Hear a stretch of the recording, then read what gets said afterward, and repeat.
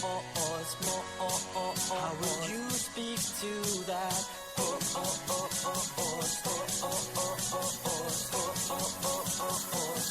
does the frog say?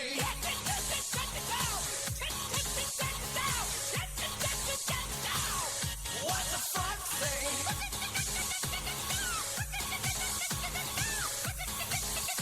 frog say? What the fuck say?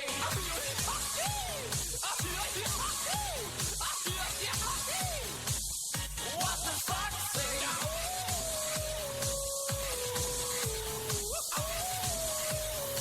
What does the fuck say? The secret of the fox, ancient mystery. Somewhere deep in the woods, I know you're hiding. Your sound, will we ever know? Lost in mystery.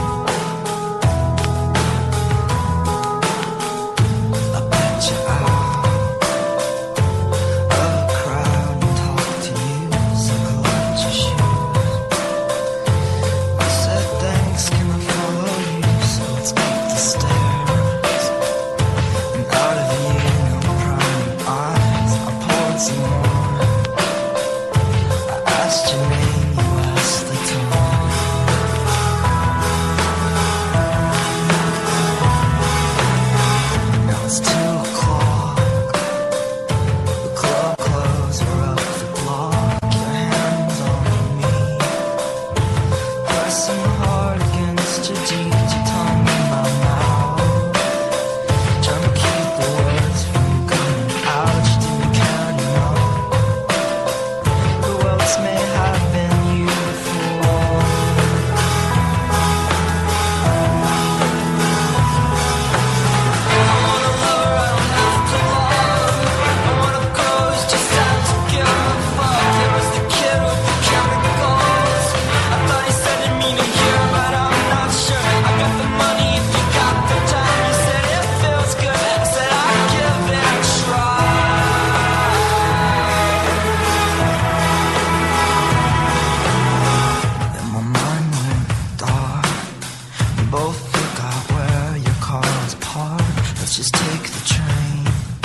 I'll meet up with the band in the morning. Bad actors with bad habits.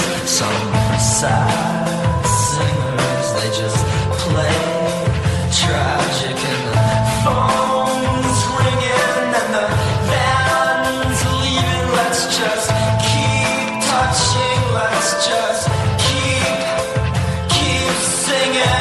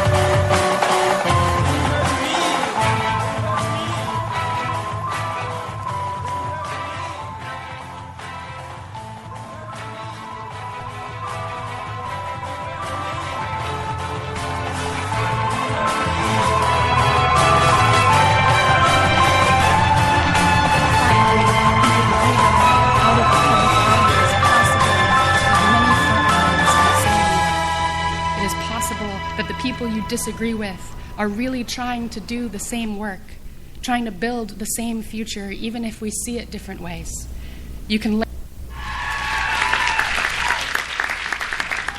When I am inside writing, all I can think about is how I should be outside living. When I'm outside living, all I can do is notice all there is to write about. When I read about love, I think, I should be out loving.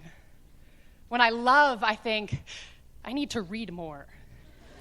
I am stumbling in pursuit of grace. I hunt patience with a vengeance. On mornings when my brother's tired muscles held to the pillow, my father used to tell him, for every moment you aren't playing basketball, someone else is on the court practicing. I spend most of my time wondering if I should be somewhere else. So, instead, I have learned to shape the words, thank you, with my first breath each morning, my last breath each night. When the very last breath comes, at least I will know I was grateful for all the places I was so sure I was not supposed to be, all the places I made it to, all the loves I held, all the words I wrote. And even if it is just for one moment, I know I will be exactly where I am supposed to be.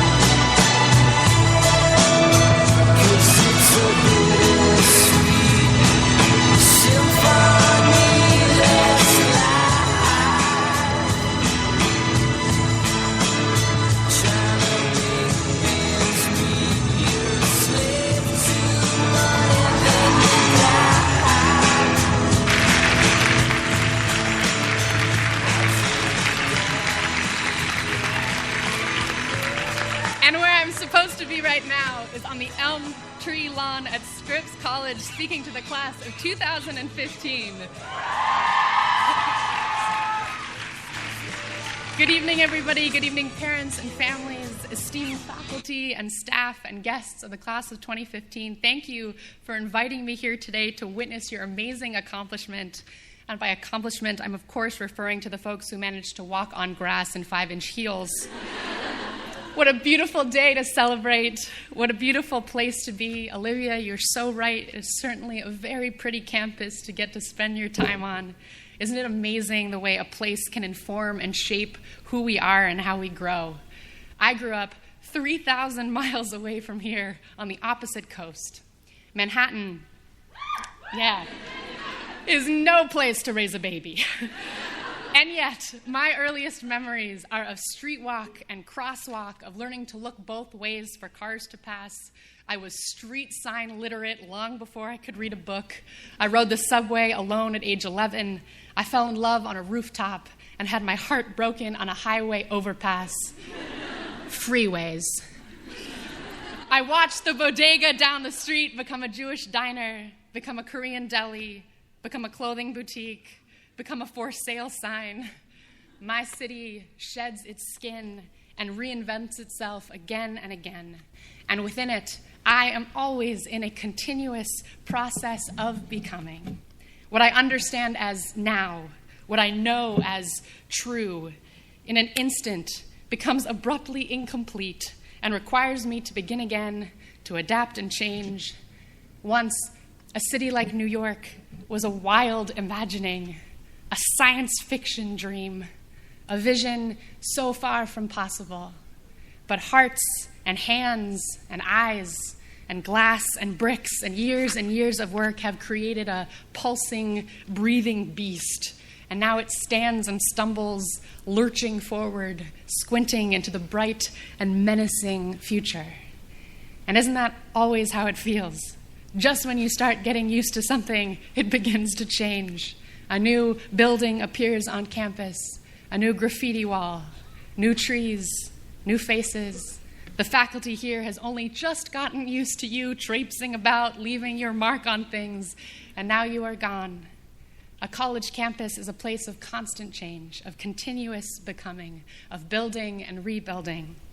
There's an old fable that I love that tells of a young girl who visits a construction site.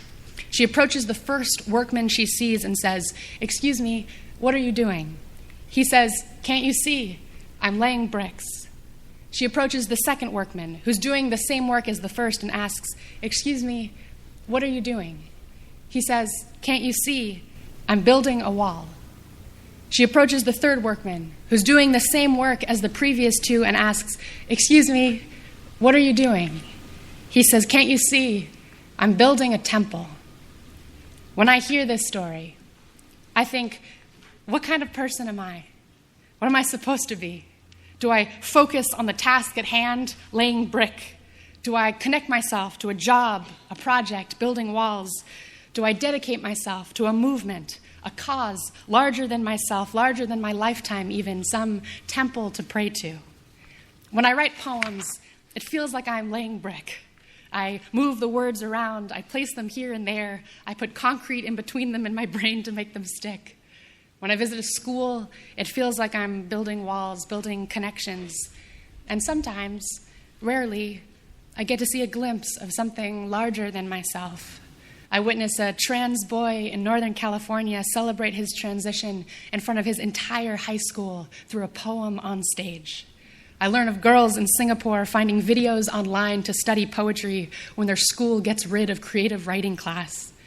In this Scripps graduating class, there are many different workmen. Some people are working on one specific goal. They write papers and do research. Others work on forming a necessary part of a team to build the connections and projects we need.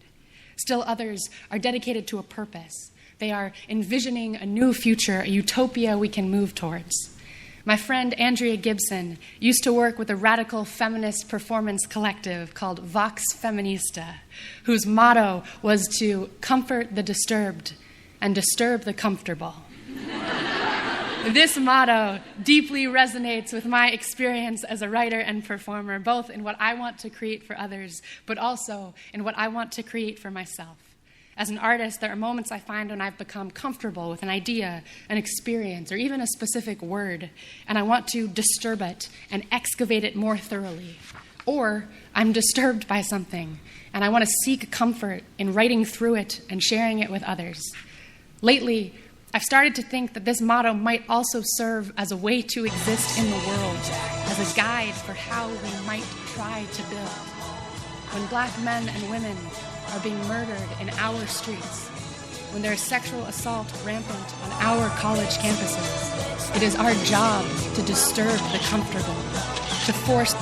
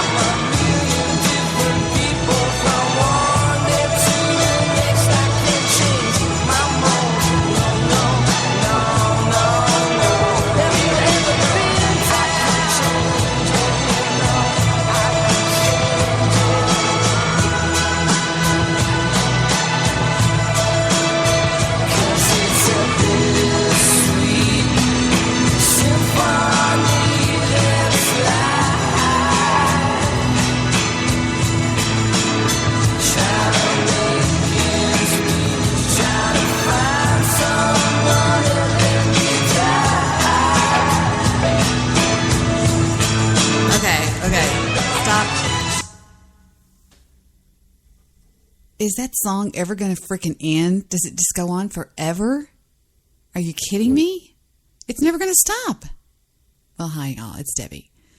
I accidentally came across a show today, a podcast here on Spreaker.com, and it really rang home with me what they had to say. And I'm going to play it.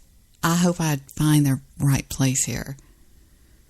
A chat or during one of their shows, or especially if they've got you on a call in. Mostly, this is Kevin Kierstead. Mostly he's talking about Goofy Bone. He's talking about somebody that yells on their show, which is, of course, we know is Goofy Bone. Kind of, you're in a weird mood because they're the host. You want to respect them on their show. You want to give them more talk time. You want to try not to disagree with them in a disrespectful way, that type of thing.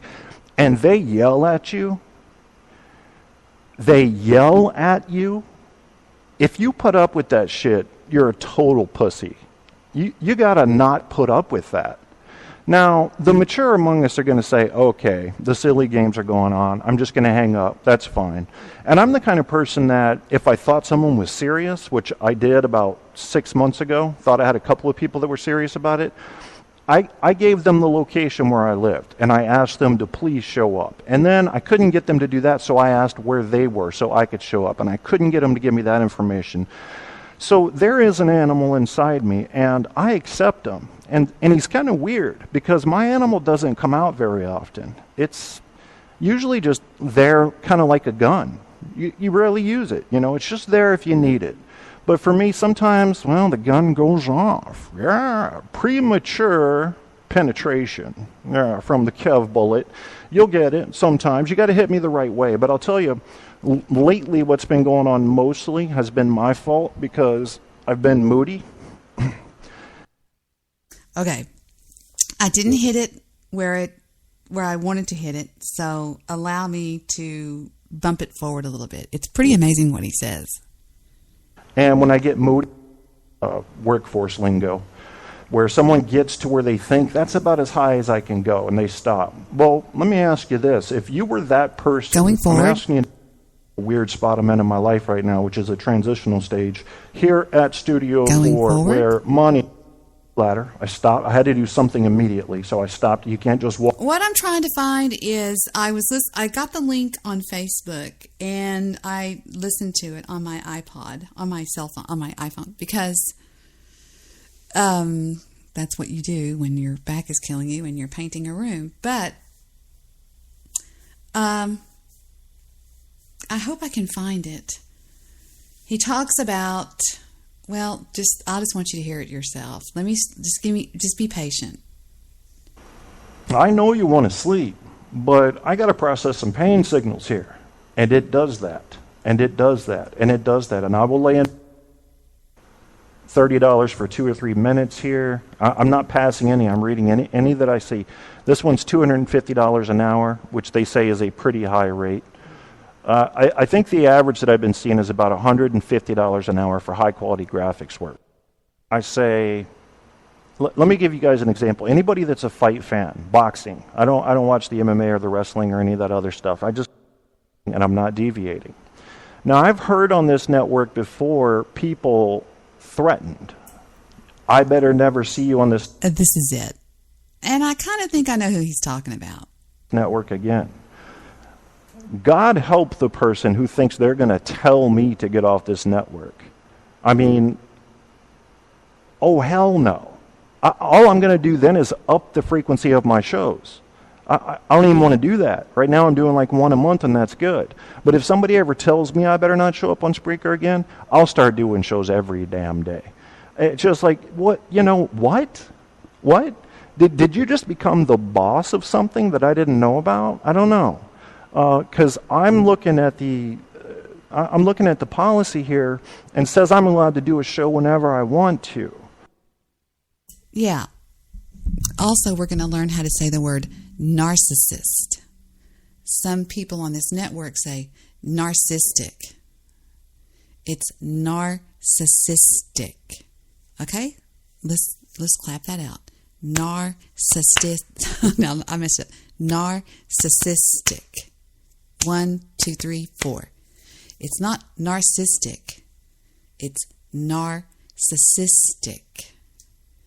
But then, whatever. Okay, then he plays this, and I thought this was just brilliant. Y'all listen up.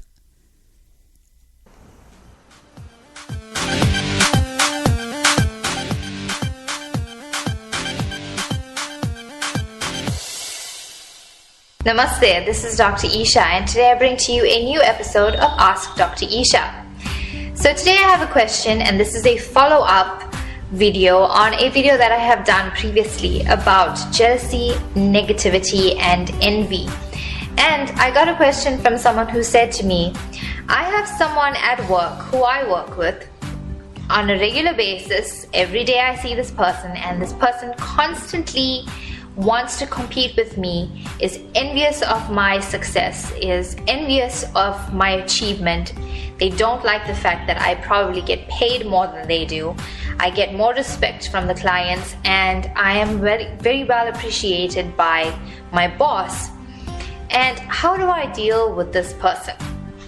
So I'm going to say that first of all, this is not your fault, okay? When someone is jealous of you, when someone is envious of you, when someone is constantly trying to belittle you and put you down, it's them that has a problem. Huh? Did you hear that? It really is them, okay? It's not you. In fact, you keep doing what you're doing. Keep staying positive. Keep doing what you do in the workplace. If you are a strong, confident, charismatic person in your job, continue that. Why should you change for someone else? If someone is jealous and envious of you, they are the one with the problem. And yes, jealousy and envy is a psychological disorder. It's not normal for someone to be jealous. It is not normal for someone to be envious of you to the point where they want to destroy you. When someone is jealous and envious of you... What was that she said? Wait a minute. Let's go back and hear that again. What did you just say? You. In fact, you keep doing what you're doing. Keep staying positive. Keep doing what you do in the workplace. If you are a strong, confident, charismatic person in your job, continue that. Why should you change for someone else? If someone is jealous and envious of you, they are the one with the problem. And yes, jealousy and envy is a psychological disorder. It's not normal for someone to be jealous. It is not normal for someone to be envious of you to the point where they want to destroy you. When someone is jealous and envious of you, they are feeling that way because they feel that they can't achieve what you have. They can't achieve everything that you have in your life. They can't be... Really? Do tell. Is this what I've been trying to say the whole time? Is this not what all the experts say? That people who try to tear you down are actually feel inferior to you and are jealous and envious of you? People who lie about you, people who slander you, and I'm not talking about Guy Shay. People who punish other people when they go around you. They say, well, you can't go around her, or if you go around her, you can't come around me. Damn you. I just think it is just, I just want to let you people know what I know, okay, to be truth. You. People don't accept that they are who they are. It's a sad world that we live in sometimes. There are really negative people in the world who feel that if they can't achieve something, they need to drag the other person down who is achieving it. There you go. If they can't do what somebody else is doing, then they want to drag the other person down. Shillbilly. Trevor Cody. All you people out there that spend all your time talking shit about me. You don't think I understand? You don't think I'm up here and you're down there? Because as far as understanding what's going on, of course I understand what's going on. I'm not a freaking idiot. In fact, I'd like to reiterate that Rick, over there who calls me Queen Tard, has yet to accept my challenge and that is he and I, mano y mano, in an IQ exam, and I guarantee you it will prove who is in fact the tard. Okay? I defy you because I know you won't. Why? Because you're just bloviating bullshit. Jealous, envious bullshit. Because it all started when I said on my show about how I was number 2 in the most popular, and that it is judged on total time spent listening. And I just want you guys to know that I know what's going on, and I think it's hysterical, and it's funny, and it's sad. And if you only, I swear, guys, I swear, listen to me. This is Debbie here. Listen. If you knew how ridiculous you look, and I'm not talking about Guy. Guy is completely different. He's just doing that as a bit. I mean, prostitution. Are you kidding me, people? Dropped out of high school. Are you kidding? Can't y'all figure out that what Guy's doing is a bit? And I think it's hysterical. Absolutely hysterical. In fact, I can't hardly listen to it without laughing my ass off. But some of you other people, you're serious. I mean, I know. I can hear it in your voices. You're dead serious about this bullshit. You're like, you know, like Shillbilly, who is Desert Rose's little clone, is just insanely jealous. God only knows Desert is. I mean, I've been given by 3 different people private Skype chats, copy pasta of her saying, Debbie Daly wants to kill me. Are you kidding? Some people love to play the victim. I'm no victim. I'm no victim. How many times have you seen me bucket people? You know, whenever Pimpack came and said, say you're sorry or get off the Blog Talk Radio, I said, you take sorry and shove it straight up your bahootsie, okay? I don't back down to anybody except God. Nobody owns me. Nobody tells me what to do. Do you know what I'm saying? And it's just so stupid. If you knew, and what's really sad is these mullets that believe these people. Like, I saw in Guy's chat today, I saw where Angela Truth goes, do you have a GoFundMe account where I can donate $20? Don't get the dumpster juice on you. And I'm like, this poor woman, this insane creature, she believes these people. She honestly thinks that Guy's coming to Dallas to something about a trailer. I've never lived in a trailer in my life. I wouldn't know how to live in a trailer. You know what I'm saying? And I think it's sad. You know, I mean, whatever. I'm ready for that IQ exam, Rick. Me and you. One-on-one. Mano y mano. That's not your problem. I assure you, that is not your problem. The best thing that you can do is to stay away from negative people like this. Stay away from jealous people. Stay away from envious people. I know that it is very difficult when you work with that person, when you see them on a regular basis, on a daily basis. It's really hard.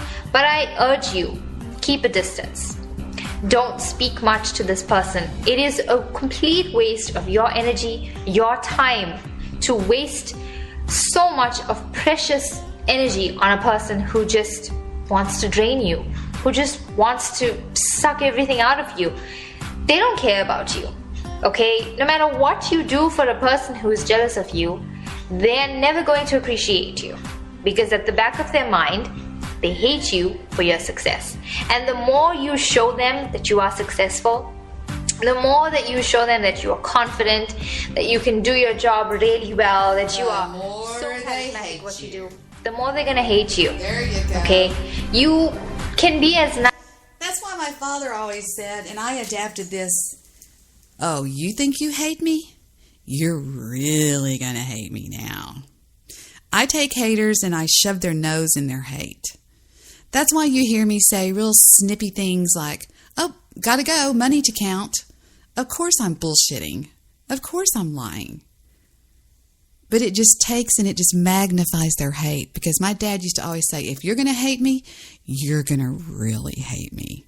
I'm going to make sure that you hate the crap out of me. You see what I'm saying? So to haters, I play up what they hate in me. I play it up. You know what I mean? That's just the way I roll. Nice as you want to a jealous person, it's not going to change them. It's not going to change who they are. So, I've always said that jealousy is a disease. It's a disease I don't have. I've never been a jealous person. I've never been jealous of other women. I've never been jealous of people that have things that I don't have. I celebrate it. I've always done that. Everybody in my real life can tell you. You can call anybody I know and they'll say, Debbie's not a jealous person. Now, I had a best friend, my lifelong best friend, who I knew seethed with the disease of jealousy. I knew she did. Because for 20 years, she was on top. She lived in the big house, drove the big cars, the new cars, and I loved it. Anything she had, I had. And although we didn't have what they had, her parents owned their own business. They had a great big brick home, a big, beautiful home. I stayed down there all the time because it was fun and it was a big house and it was super duper. And I was thought of as one of the family. Seriously, I was. If they went to the Dallas Cowboy games with season tickets, I got a season ticket. And she was like my sister, literally my sister. And she had a sister that was extremely mentally retarded. Extremely. Her name was Anne. Anne had the mental capacity of a 6-year-old, and yet she was our age. She was older than us. And she was very protective of me. And for some reason, everybody else in the world, in the family, had trouble dealing with Anne except for me. And why? Because I treated Anne like a normal person. She would say to me sometimes, Deb, I can't go because you know how I am. And I said, what do you mean how you are? You're no different than me. And I would treat her that way. And perhaps that's why on Spreaker.com, people with special needs feel comfortable with me because I treat them like normal people. I don't treat them special. I don't insult them. I don't call them tards or all the other things that you horrible people do. I don't do that. I don't make fun of them because it's very sad. They didn't choose to be born that way. And they live with it every day. And yes, they know. They know that there's something not right. They can feel it. And by the time they're about 10 or 12 years old, they're convinced of it, that they're not like other people. Now, I also had an uncle that was severely mentally retarded, and that's what we called it. Now, that's not politically correct now, but that's what we used to call it, as most of you did. Now, today they call it special needs. They have all these different names for it, but he was severely mentally retarded. But his was mostly in the form of speech. Now, when his mother, that was my father's mother's brother. Okay, my father had a mother. We called her Nanny. Nanny had a brother who was mentally retarded and lived with her all of her life. And he would talk the most amazing talk, and she would understand him. He would come into the kitchen and say something like, I mean, literally could not speak, and she could understand every word he said. And so whenever her children, which was my father, had children, I got that genetic. I got the talking genetic thing, the bad thing. I didn't even speak until I was 4 years old or 5 years old because I just couldn't form the words. Language is learned. We don't automatically know how to speak. It's something that we're taught. Therefore, in today's society, we now know it's a learning deficit. There's a part of our brain that intakes, retains, and then that was the part I didn't have. I could intake, but I couldn't retain it.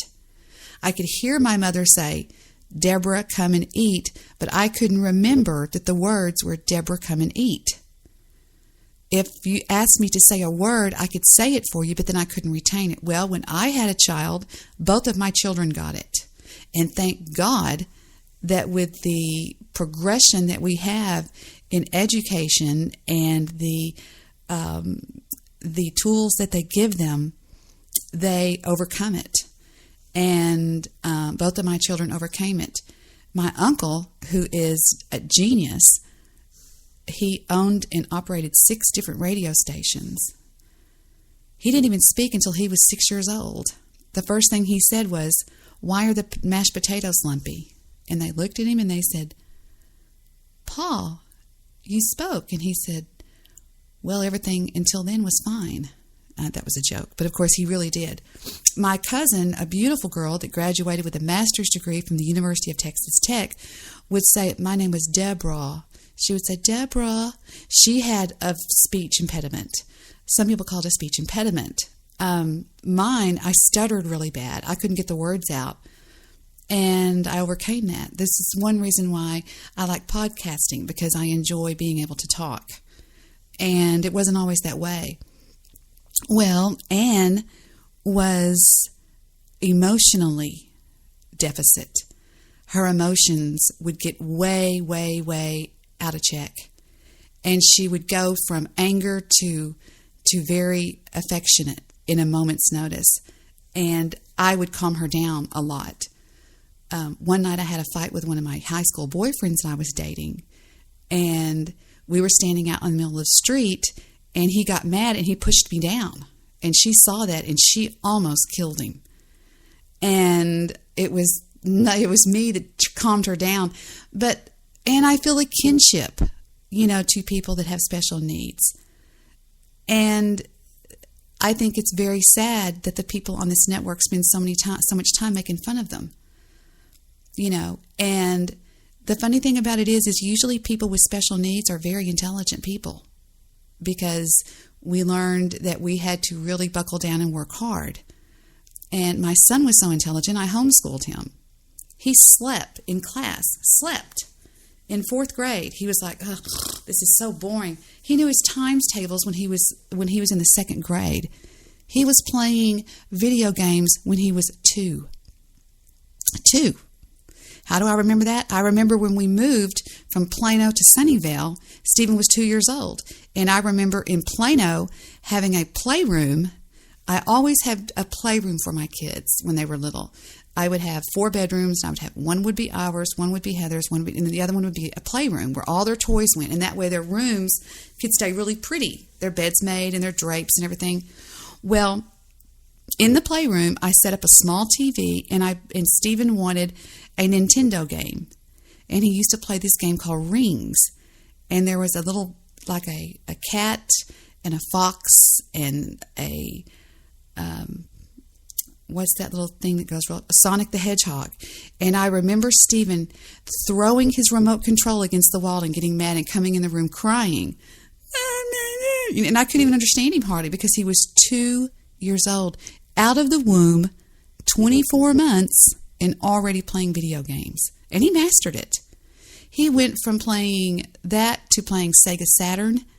He mastered that. And today, and I know all of you game, Stephen is a prestige player in online, I always forget the name of that damn game. Not Gears of War, but the other one that everybody plays. He's level 300. And he just has that way about him. I'm proud of my son and his accomplishments. He's a boxer. He can fight. If you ever meet him, don't piss him off, and damn sure don't raise a fist to him, because he'll knock you out just like that. I told my father when he was dying, I had to sit with my father for a long, long time, because my mother was already gone and my brother was in denial. And I had to leave my husband and my 2 young children to go over and stay with my father across town. And we spent many times, he knew he was dying. Well, everybody knew he was dying. He had terminal cancer, and he refused any kind of treatment, which I don't blame him, because that stuff just really messes you up. But towards the end, when the hospice nurse began to come, she began to get more worried about me than she was my father, because I was exhausted. And she would come in and take my blood pressure, and she would say, "You've got to get some sleep." And I just couldn't sleep. I had to watch over him. And he said to me 2 days before he died, he called me into his bedroom. I had a hospital bed in there for him and all kinds of things. And he said, "Deborah, sit down." And I said, okay. He could barely talk because the cancer was all the way up into his throat. It was nasty. He was yellow. It was horrible. And he said, I'm fading. And I said, "Okay, I'm here. I'm right here with you. Don't worry about it. I'm right here, Daddy." I just kept convincing him, "I'm right here. Don't worry about it." Because he was scared. When the time comes, I hope that I fall asleep and wake up dead, or I hope I get hit by a bus or something. I don't want to just lay there, because it's very scary. It's very, very scary, because you don't know what's going to happen. They say that death is tragic. Dying is tragic, but death is beautiful. So, I don't know. I've never done it. But he said to me, "I need you to promise me things that you are going to do." And I said, yes. One thing he said, my son was only 5 years old when my father died, but he was so close to my father that it affected him more than it did anybody. And he said, "I want you to promise me that you're going to teach Stephen how to fight." And he said, because this world is mean and it's tough and it's very, very scary for men and boys. And I don't want him to get into a situation to where he could get hurt. And you have to know how to fight. You don't fight just by... have you ever seen two guys fight? They look like idiots. They're swinging like girls. Stephen is very trained in how to fight. He will duck his head, he will protect his face, and he will throw a punch that will hit you where you go down. I don't care if you're 6'4" and you weigh 350 pounds, he knows where to hit you. And I made sure that I kept that promise to my father. And so I took him downtown Dallas to Joe's gym, his former Marine, who trained Stephen for months. I remember taking him down there. He would wrap his hands up as we were in the car, wrapping his hands up in the tape. And he would get out of the car and he would go in there. And I wasn't trying to get him into golden gloves or anything like my father was, but I wanted Stephen to know how to defend himself. And he talked to me, and he told me, I remember saying, "What am I going to do without you?" Because he was always my hero. My father would always step in and yield his sword and his shield, no matter who was. If I ever was under attack, he always would just be right there. Well, I told him, I said, "What am I going to do without you when you're gone?" And he said, "I'll be with you. Don't ever forget that. I will be with you." And he said, "Do not ever, ever, ever back down. Never back down." Because he said, "Deborah, if there's one thing I know is true in this world, 2 + 2 = 4. And other than that, it's a goddamn crapshoot. Nobody is righter than you. You are no more right than other people until you meet evil. When you meet evil, you must try to destroy it. And you must try to take it down. So I don't have a qualm in the world with saying what I say about some of these people, because some of these people are assholes around here. Again, not Guy Shay. Just a lot of you other people. I see you in chat rooms and I just roll my eyes. Oh my God. Are you kidding me? If you knew how stupid you looked, you would be better off to show indifference. When I did a show about a week ago about the news guy, and I pointed out the way he was the way it would be better off if he showed indifference, he changed. He hasn't spoke about me in a week because it made sense. I told him, "Peter, you look stupid. She who shall not be named." Are you kidding me? Do you know what that makes you look like? You look like you're crazy about me. Stop. The opposite of love is indifference. The opposite of love is not hate. Hate is right there with love. Love and hate are almost the same. Hating me means that you are still emotionally attached to me, that you feel the need to stay emotionally attached. And your love turns into hate. It's a very thin line. Hell, half the time I hate Vic. I mean, you know what I mean? Seriously. But I really do hate Vic. No. I'm just like, it's like, if you knew how bad you looked, if you don't like what I say, don't listen. If you don't like what I do, don't worry about it. Just move on. There's people on the network here I don't care for, but I don't obsess over them. I don't talk about them every night. You know I don't. This is an exception. Anyway, back to this genius. My best advice is to stay away from people like this. Stay away from people who are jealous and envious of you. Don't encourage, conversation with them. Don't be around them. They're just going to rub off on you, and they're going to rub off in a negative manner. They will try to belittle you. They will try to bring you down. A jealous and envious person is always going to try and bring you down because they are the one with the low self-confidence. So they're going to make you feel like you're stupid. They're going to make you feel like you're doing something wrong. You're not. There's a reason they're jealous of you. It's because you have something that they don't. Okay? You have charisma. You have elegance. You have style. You have a sparkling personality. Yes. I mean, I'm not saying that's what I do, but I'm just like, I have been told by the experts, Phil Hendry set me down and said, Debbie, when I was on so-and-so station, I had so many DJs that hated my guts. They hated me, and I could not figure out what I had done. I hadn't done anything, he said. And then his mentor came to him and said, Phil, they're jealous of you.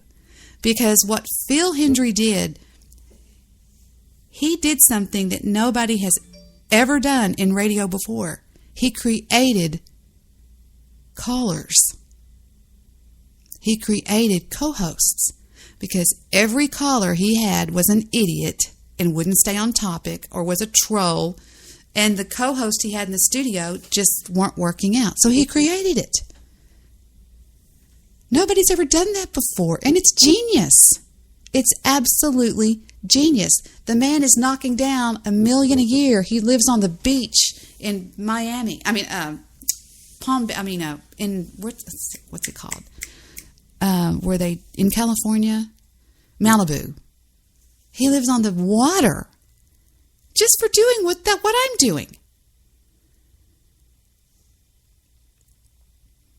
But I stay so wrapped up in your bullshit and your hate and your jealousy that I'm here to tell you that after speaking to my mentor today and after listening to what Kevin said, nothing against you, Kevin. Love you. But I usually don't listen to your show. I certainly don't listen to the live show because you hardly ever do them. I don't know what drew me to this show. There was a link on my Facebook page. But something told me that everything happens for a reason. And there was a reason that I was drawn to this because it reiterated what I've been saying all the time. It's jealousy. That's all it is. And it's really hard for me to say, hey, you're jealous of me. But it's a fact. It's a fact. RD, the Fat Red Dragon, not RD, the Fat Red Dragon, who we all know is an absolute badass of badasses. And he is. RD defies anybody to say anything about me or him and say, fuck you. That's what he'll say. Hey, don't hang around Debbie's show. Fuck you, he'll say. Fuck you. That's a real man. That's Mr. Midnight Movie. Well, I love you too, Audrey. And the thing I'm trying to say is this.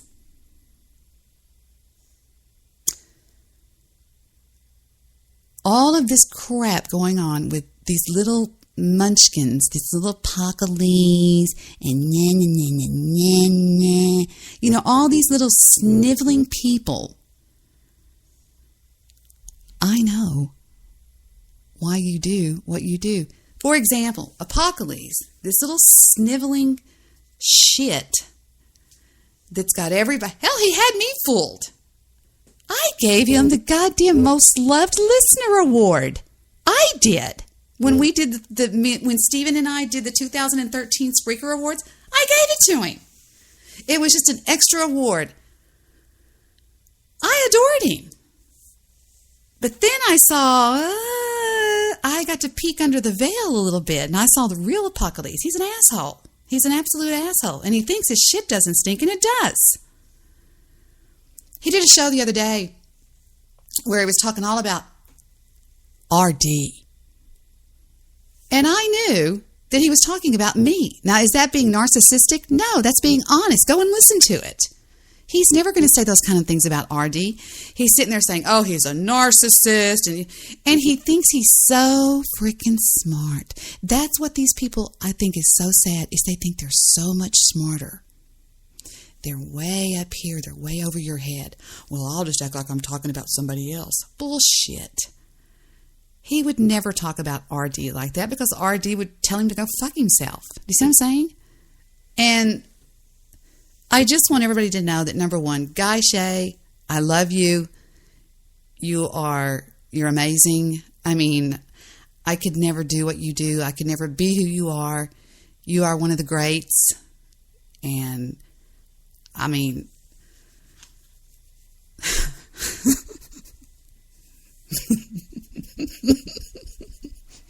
every time I think of Guy Shay, I just freaking crack up. Now we're going to be doing, he said about every 2 to 4 hours on the road to Dallas, we're going to be doing Ustream shows. Because don't you all want to see this bitch's face when we pull up in front of her trailer? And I think I know what he's going to do, because he's saying he's going to go to Home Depot and show Victor. I think he's going to go into Home Depot and just film some Mexican. I mean, and he says he's got some friend that went to junior high with me that knows all about me getting arrested for prostitution. Prostitution. Are you kidding? Jesus Christ. And, all right, shut up. I'll play it. Audrey, here he is. From his most recent show on DJ Bad Guy's Traveling 404 show.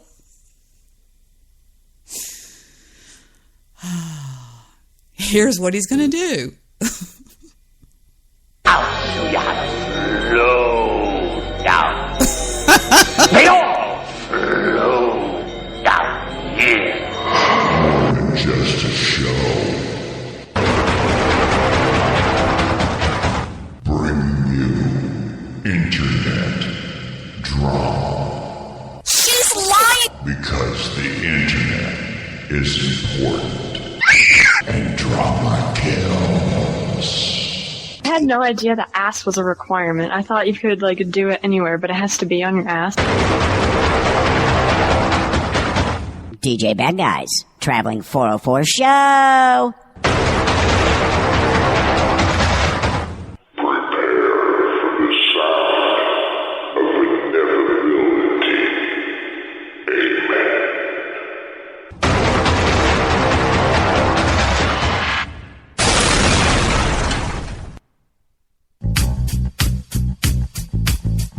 Oh yeah, folks.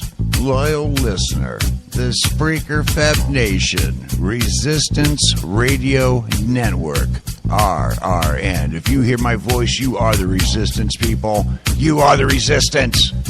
Make no mistake. All right, this really sucks being up this early. Literally, Pedro, please. As always, ladies and gentlemen, Pedro on the Mix Machine. Now, DJ Breakdown was supposed to co-host with me. I don't know. He'll probably do a show later. I don't know.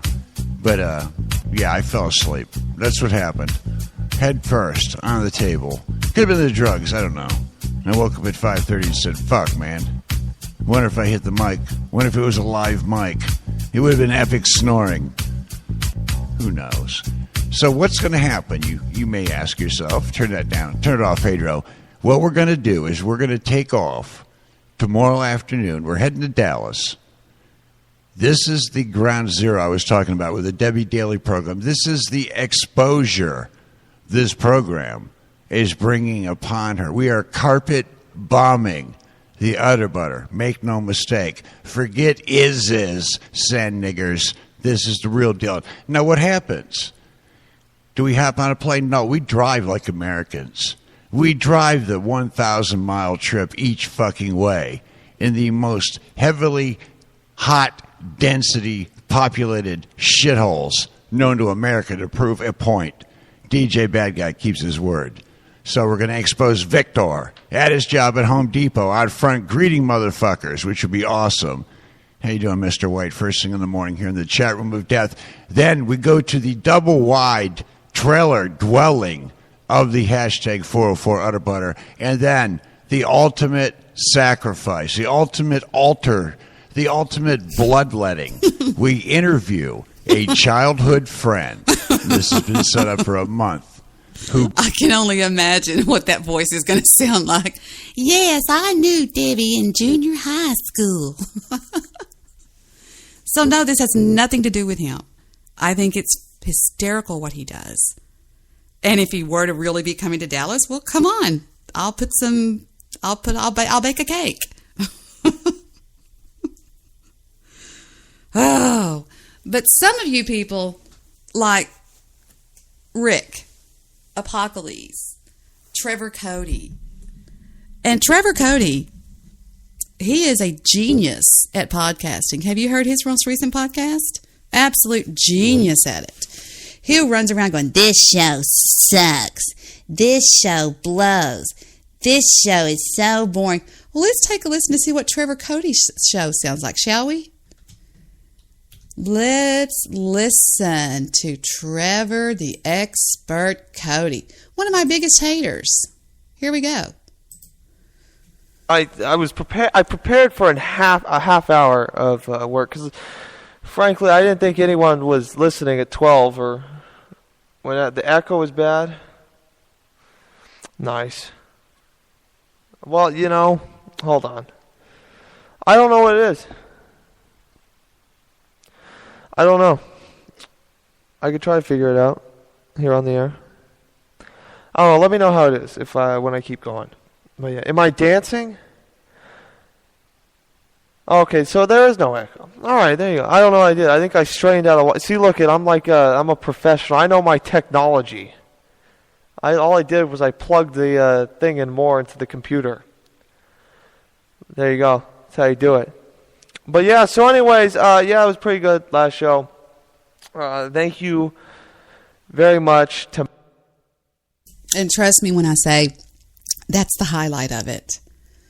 So yeah, I'm just like, ugh, people, please, you look so stupid. Stop making fools out of yourselves. Just ignore me. If you don't like me, just ignore me. But don't get all rallied up and, kill the beast.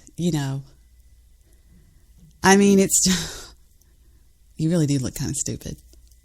And I mean that too. I have told my daughter before, I've said, Heather, don't be ugly.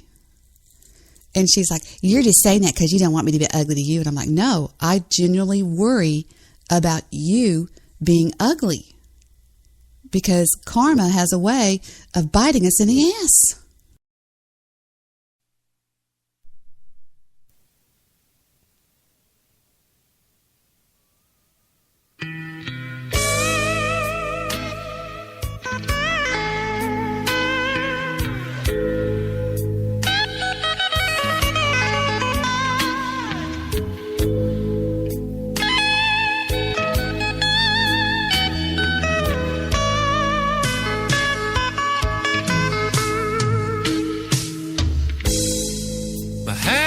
This morning is really not that bad. I got ways of getting through this. I'll start talking to my cat.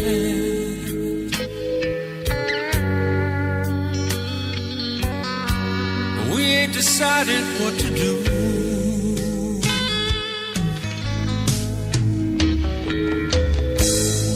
my cat's getting nervous.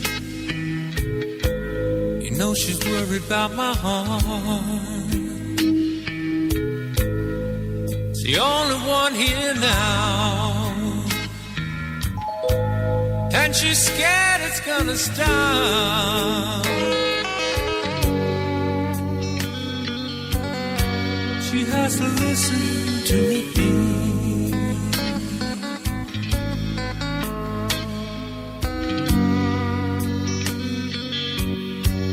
And she'd like to go to sleep.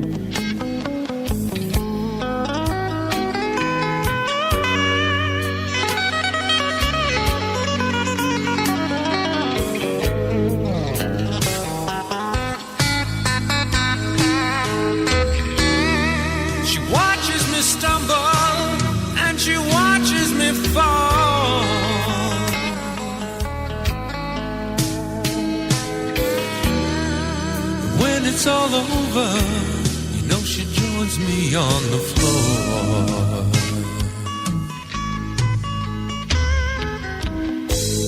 I'm amazed at what this did to me.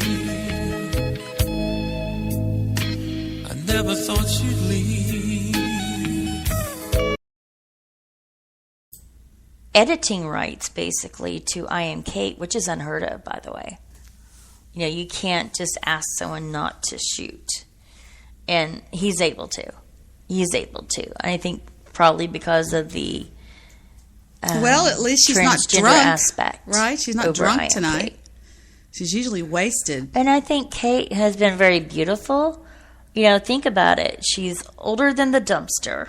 There you go. How many looks minutes better. was it? How many seconds was it until she mentioned me? She can't not mention me. She can't. She can't do it.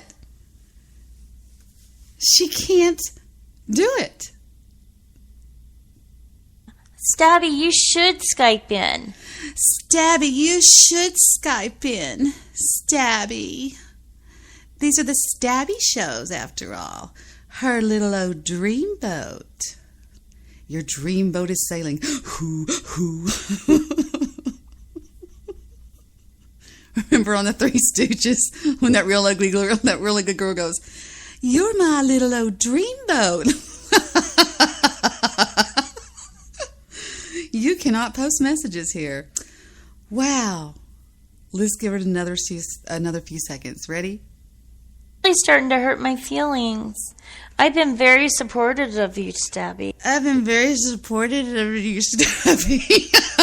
No, I just read what you wrote in her chat room.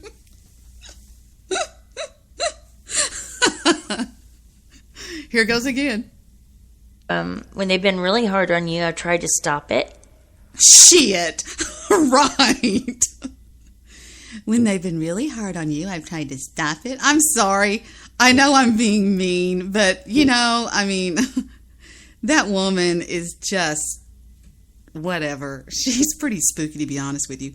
Now, I talked to somebody today, believe it or not, that used to be a part of my show a long time ago. And guess who it is? Da-da-da, Laszlo.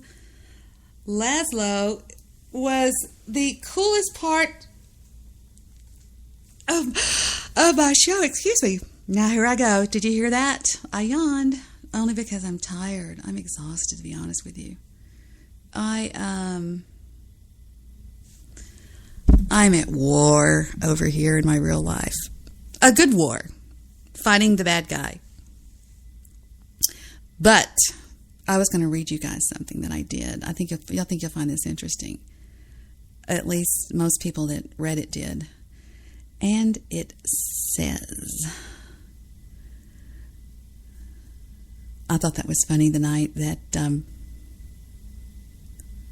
I posted a funny video. I wrote a little story that is kind of sweet, I think. My daughter was having a very bad day, and so I wanted to make her day a little bit brighter. And it says, once upon a time, a little girl was born. She grew up to be a beautiful young lady. She lived in a magic kingdom where everything was wonderful. But one day, this beautiful girl met a monster. She had no idea that he was a monster because he disguised his ugliness and he tricked her. Having no thought that he was a monster was easy because the young lady was never around such horrible things. She had no reason to doubt his quote-unquote love for her. Hold on just a second. I have to sit up. I'm trying to read this laying down, and it's just impossible. Impossible for a plain yellow pumpkin to become a golden carriage.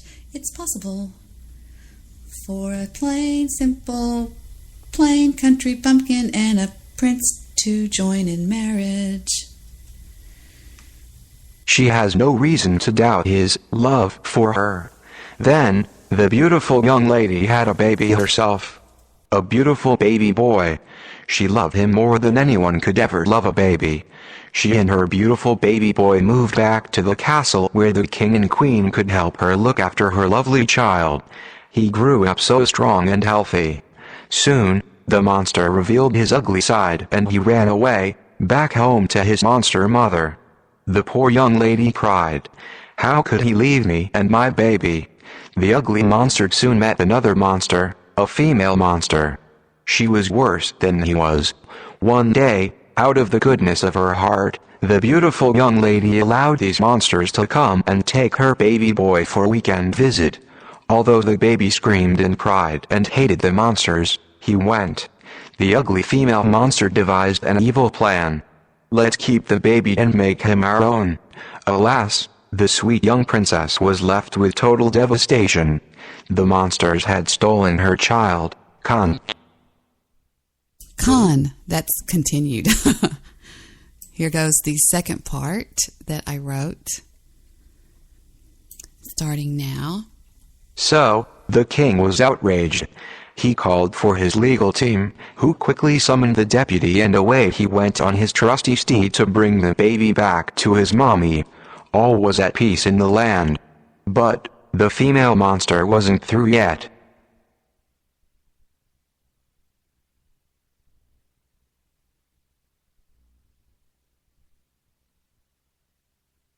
Again, the female monster hissed her awful hiss and began to fool the sweet princess that she was her friend. Again, the poor sweet princess was fooled by the evil monster. We should like to have him for the summer, princess, the evil female and male monsters told her. He will have fun with me. But alas, the poor little young prince was imprisoned within the walls of the evil monster's wretched rent cave. See, the monsters had a child of their own, but, for some unknown reason, they still desired the princess baby too. Such evilness has never been seen before. The female monster stirred her pot of evilness and screeched, "Ah ha ha ha ha, I foiled her again." The princess pined for her baby day and night. She cried her eyes out every night as she sat in the young prince's room, agonizing over the lonesomeness that his absence has left her. Oh, woe is me, when will my sweet baby boy be back? As the king and queen quietly watched from the castle. Suddenly and without warning, the monsters both appeared to the princess. "Ha ha ha, we are not bringing your baby home again, princess. You have asked us to pay child support to you, and as you know, we don't believe in supporting this child. Therefore, we are keeping him so that we will never pay you money. We like big fancy cars and don't want to give you any money. He's ours. Ours. H-A-H-A-H-A-H-A. Not on my watch, pondered the king, to be candid, I just love happy endings, and seeing evil destroyed. Update. The king has summoned for his legal dream team. Stay tuned. Ah, yes. Twisting her mustache. Wearing a white hat, but still twisting her mustache. Well. Seems we have a little conundrum here. Seems we're in a pickle. Seems somebody made a big ripping of their britches, didn't they? Because if everything goes as planned, Mr. Third time around, I'm not gonna bring him back, we'll see some changes. And that's all I'll say. So that's what I've been dealing with. A daughter who's basically had her child kidnapped. And that's what it's legally known. It's called parental kidnapping. And he just, when it's over, thank you very much, Doug. When it's over, just wait till you hear the story.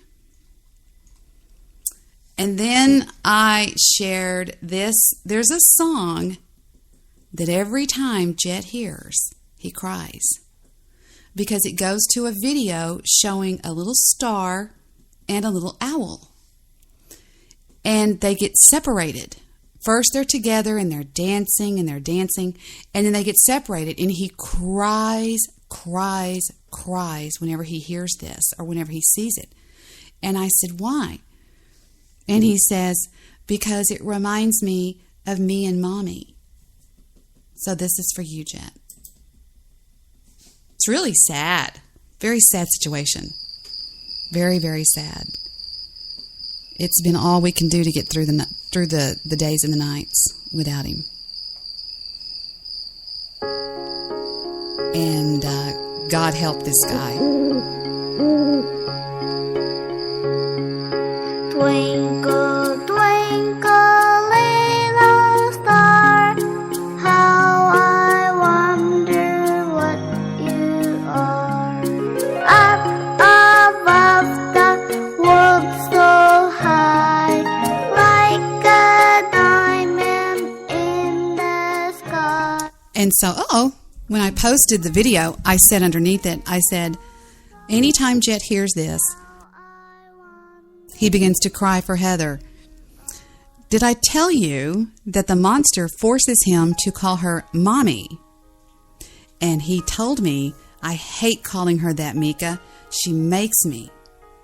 He also said, she yells all the time. And their little boy, he's crazy, Mika. He bites me. Yeah, he wants to be there, I'm real sure. Some people in this world, you know, I'm fixing to play something else. It's going to show you something else that I found today. And then they get separated. Twinkle, twinkle, the one singing is like this little, it's really cute. And I know a lot of you don't have kids, but if you did, you would understand the preciousness of them and the dangers out there for them. Nowadays, the biggest danger out there, and I thank God Almighty that mine were born when they were born, people play the system. They use it, and they use children as weapons. What happened is, I can tell you a little bit. What happened was 2 weeks ago, this coming Thursday, the monster was served with a notice through the mail that his child support was being increased. Every 5 years, it increases. And the Attorney General's office does an investigation into his job, finds out how much he's making and his debt ratio versus this, that, and the other. And it got increased drastically. Now, the monster has just recently purchased a 2015 Chevrolet fully loaded Suburban for the female monster. And he purchased for himself a 2016 Chevrolet Silverado truck, but balked at the child support increase. Doesn't pay for his schooling, doesn't pay for anything, never paid for anything. So he went to the courthouse and filed an erroneous and felonious and slanderous thing against my daughter, saying she was an unfit mother. Well, anybody that knows Heather knows that she is probably the most precious mother that you'll ever encounter, even more so than me. She's very patient. She's very quiet. She is, together they're like two peas in a pod. And I know with every ounce of my being that this is killing him, because she hasn't seen him now in almost 2 months because of this monster. I'm serious. And I'm just laying real low, because, again, God help this guy when this is over. But I'm going to lay low until then.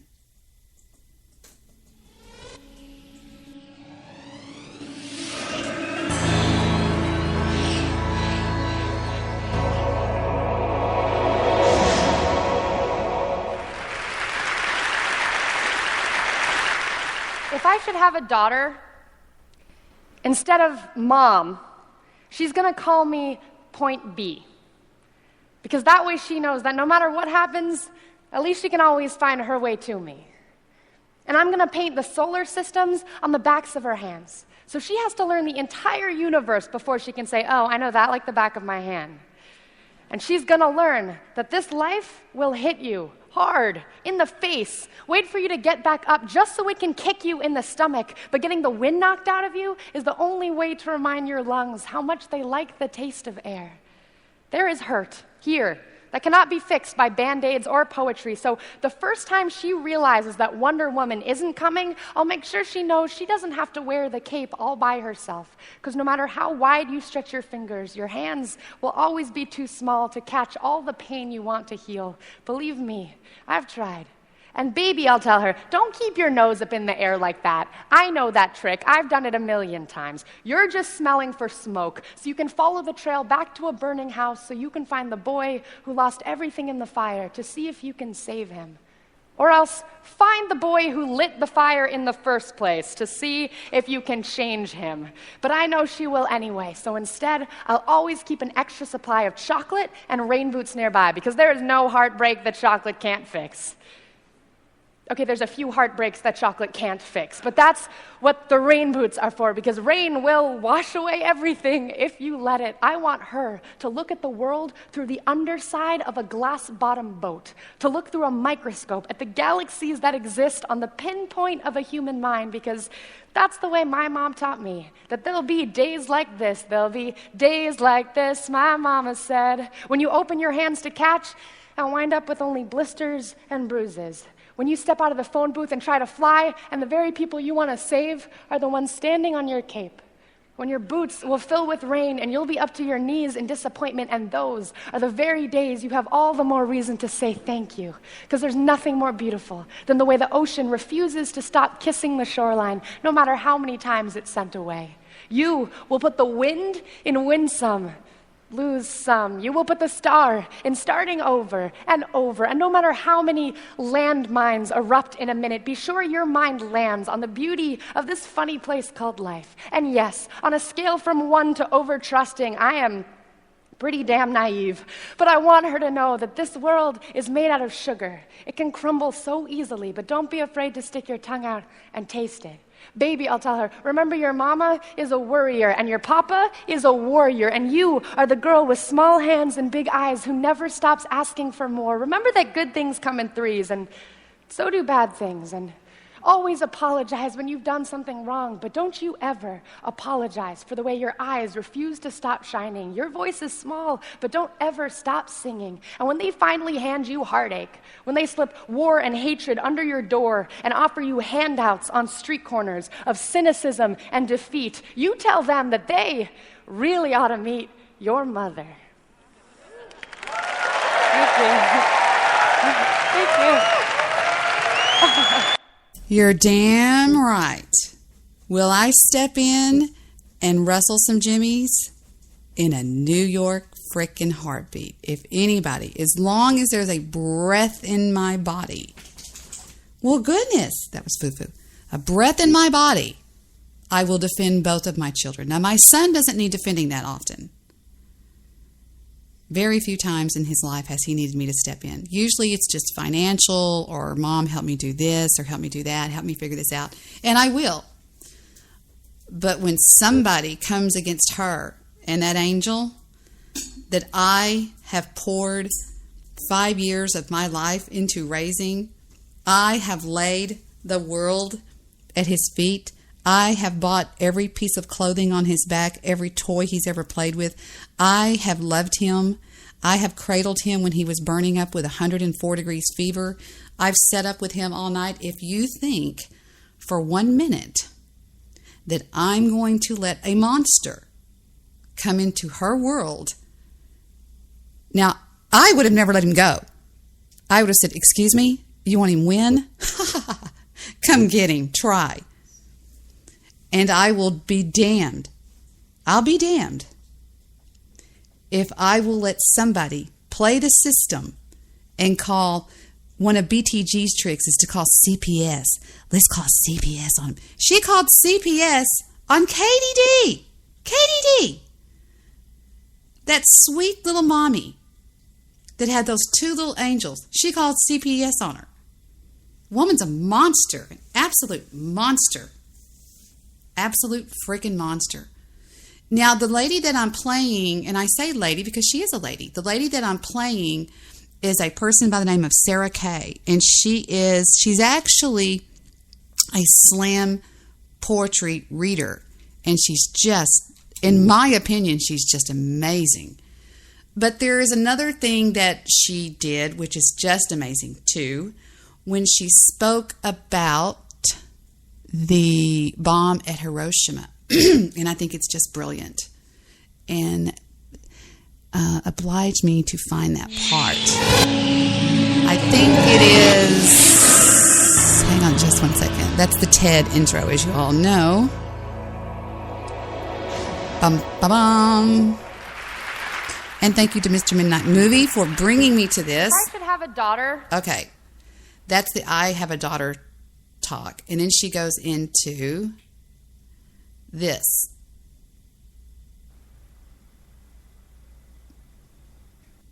Take a moment, and I want you to think of 3 things that you know to be true. They can be about whatever you want.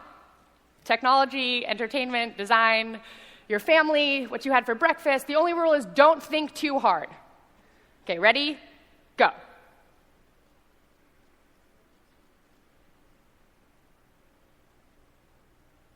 Okay. So here are 3 things I know to be true. I know that Jean-Luc Godard was right when he said that a good story has a beginning, a middle, and an end, although not necessarily in that order. I know that I am incredibly nervous and excited to be up here, which is greatly inhibiting my ability to keep it cool. And I know that I have been waiting all week to tell this joke. Why was the Scarecrow invited to TED?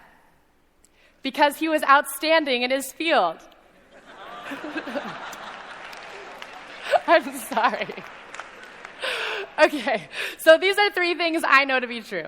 But there are plenty of things that I have trouble understanding. So I write poems to figure things out. Sometimes the only way I know how to work through something is by writing a poem. And sometimes I get to the end of the poem and look back and go, oh, that's what this was all about.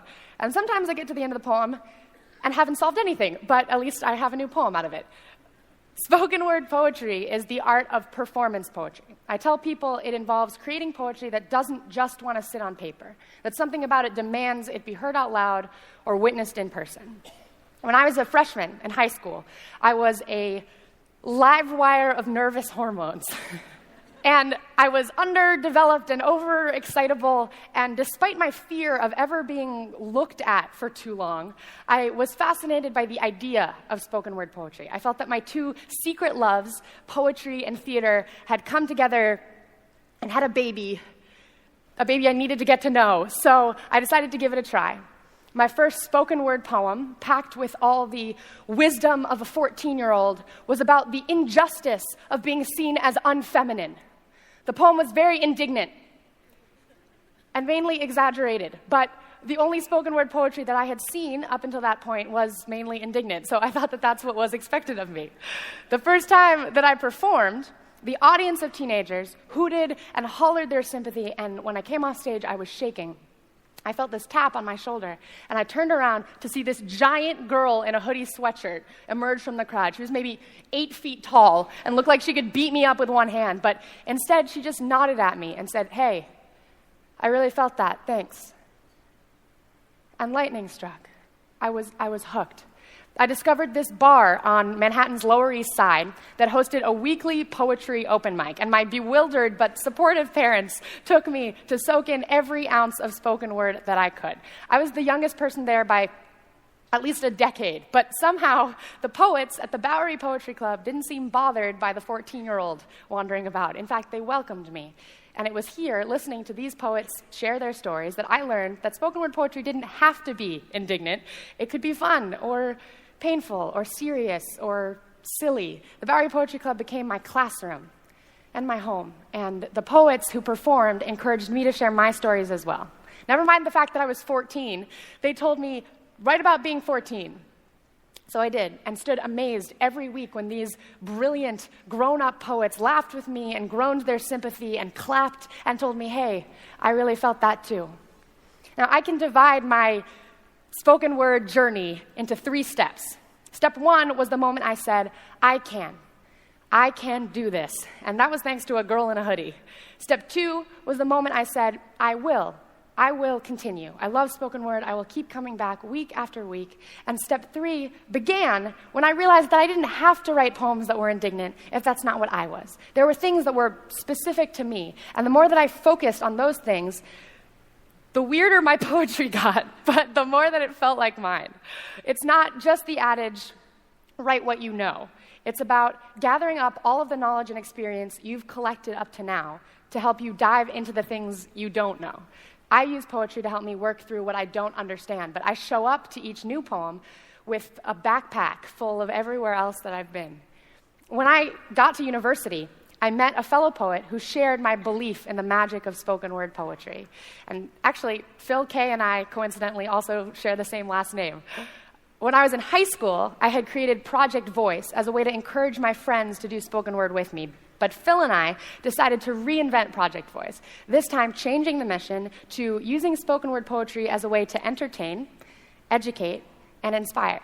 We stayed full-time students, but in between we traveled, performing and teaching 9-year-olds to MFA candidates from California to Indiana to India to a public high school just up the street from campus. And we saw over and over the way that spoken word poetry cracks open locks.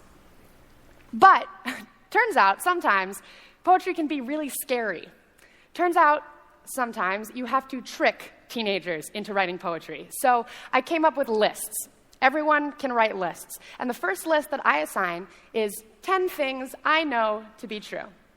And here's what happens. And here's what you would discover, too, if we all started sharing our lists out loud.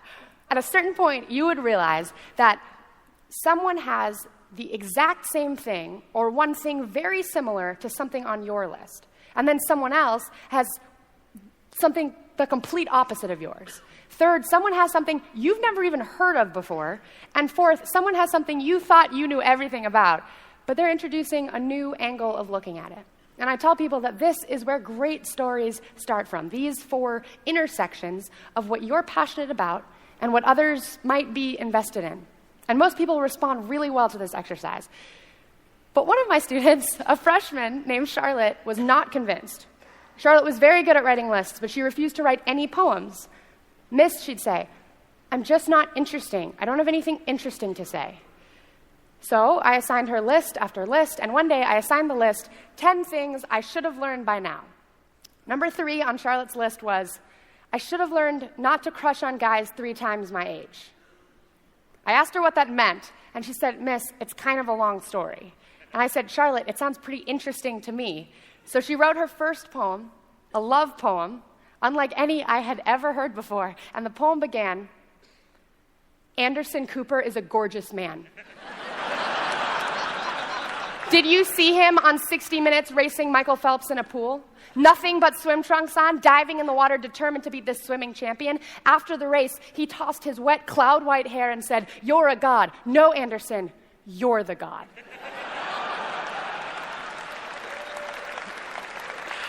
So, now I know that the number one rule to being cool is to seem unfazed, to never admit that anything scares you or impresses you or excites you. Somebody once told me it's like walking through life like this.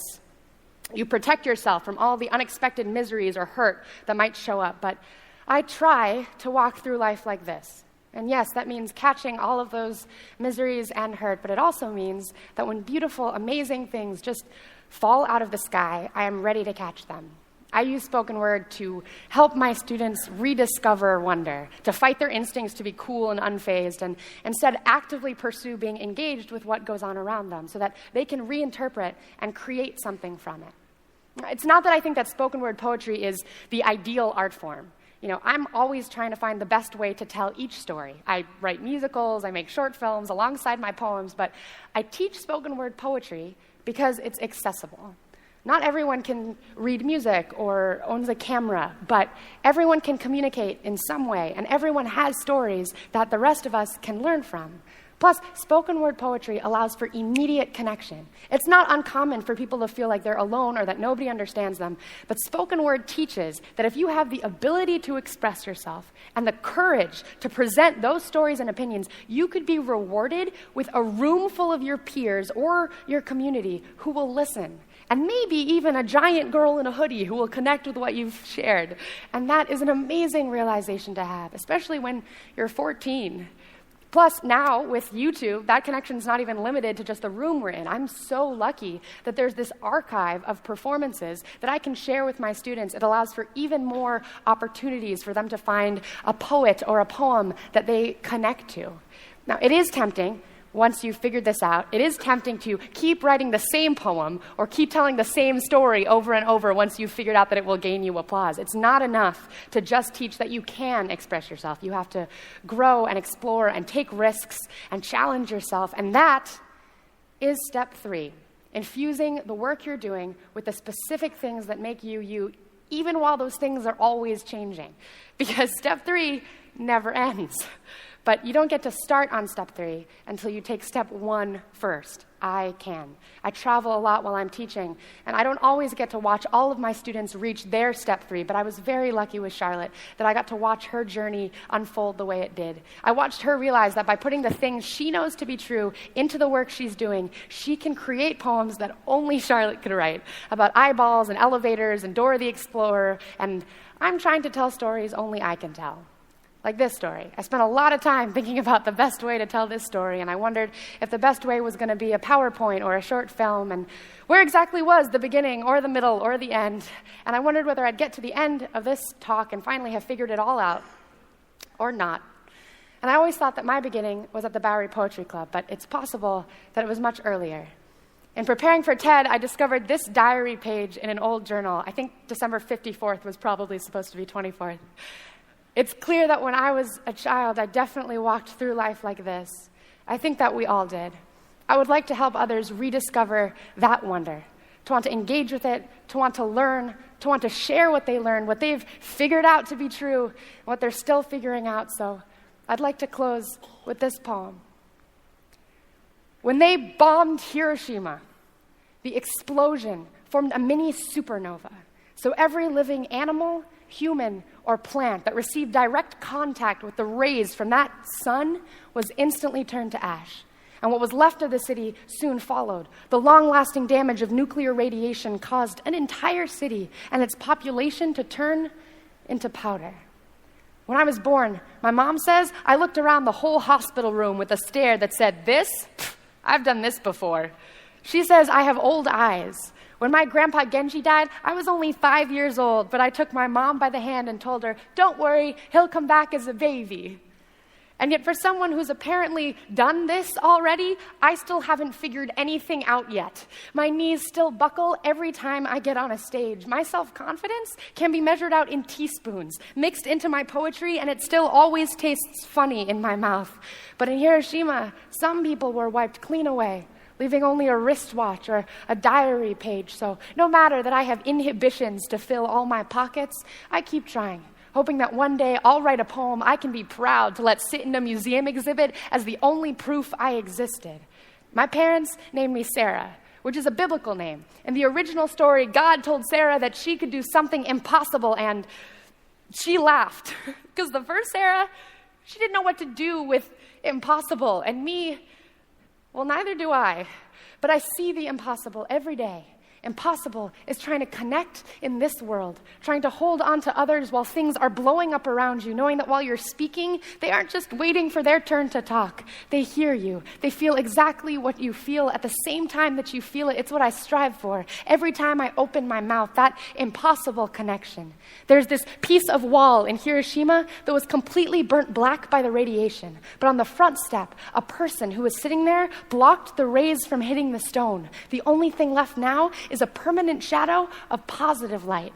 After the A-bomb, specialists said it would take 75 years for the radiation-damaged soil of Hiroshima City to ever grow anything again. But that spring, there were new buds popping up from the earth.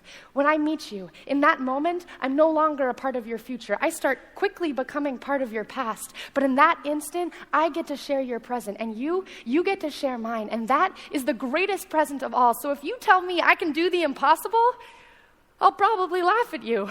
I don't know if I can change the world yet, because I don't know that much about it. And I don't know that much about reincarnation either. But if you make me laugh hard enough, sometimes I forget what century I'm in. This isn't my first time here. This isn't my last time here. These aren't the last words I'll share. But just in case, I'm trying my hardest to get it right this time around. Thank you. Bingo. And she receives a standing ovation. And Fufu's having her dinner. I'm sorry. While that was playing, I took Fufu out, put my dinner on because I'm by myself tonight. And I haven't eaten dinner yet, and I am hungry. Isn't she the most neatest thing? I mean, isn't she neat? Neat. I'm sorry. Fufu's having science diet. We call it Cyanidina. Are you having Cyanidina? Cyanidina? I know it's stupid. I talk to my stupid dogs. And the stupid thing is they talk back. That's what everybody thinks is so funny. And I will not show you how that happens. But anyway, so I took the dog out, and I am back in here now waiting for the timer to go beep, beep, beep, so I can go in there and check on my small dinner that I'm making. Could I go to Burger King? Probably. McDonald's? Sure. Jack in the Box? Down the street. But I just don't trust that food. I don't know what it is.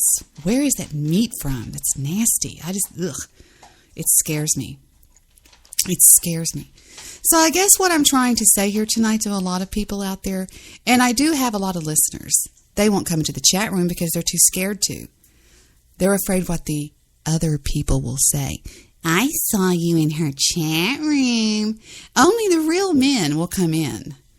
The real men like Mr. Midnight Movie, Jewish producer, even Stabby McHugs, Polly B. A lot of people come in and they chat. Nobody's banned.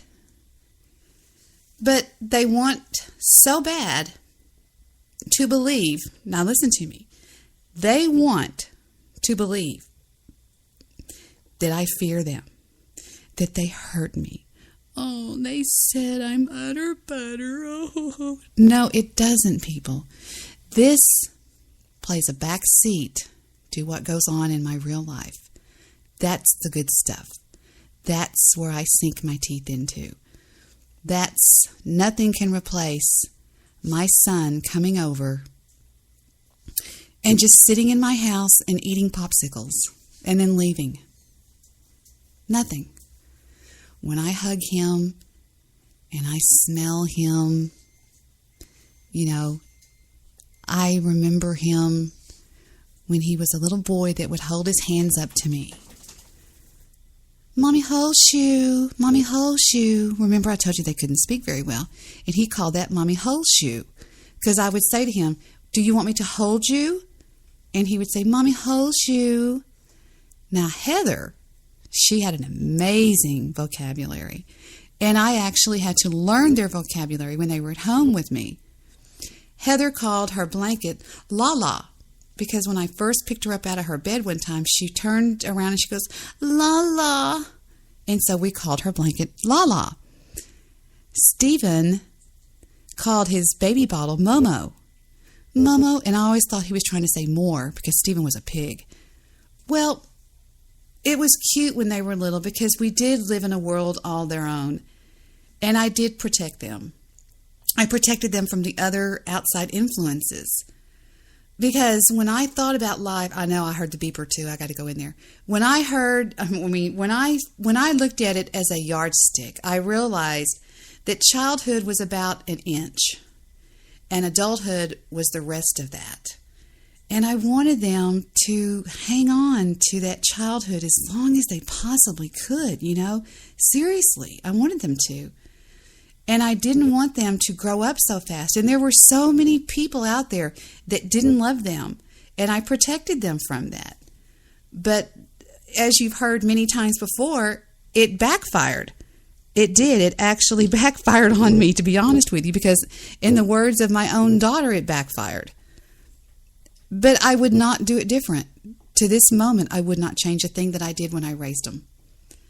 Because I didn't trust anybody else to love them. I didn't trust anybody else to take care of them except for my father. And I stayed with that. I'm going to be right back. I'm going to go and stir the pot, I guess you could say.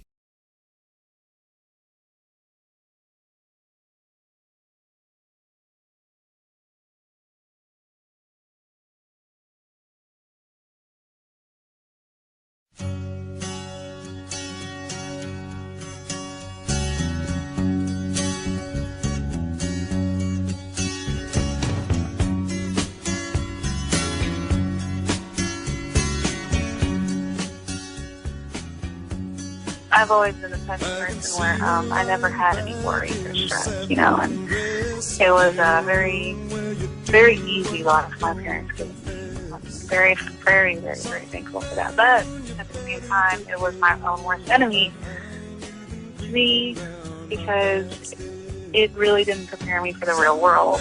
I didn't know what the word divorce meant until I was about 13 years old and I met my best friend and her parents were divorced. I didn't understand, I didn't know what cheating was. I didn't know people stole anything. I was really raised in a very sheltered, happy, positive life. Parents loved each other, married, everything like that, the whole nine. And sometimes I think it's a shame when I get feeling better when I'm feeling no pain.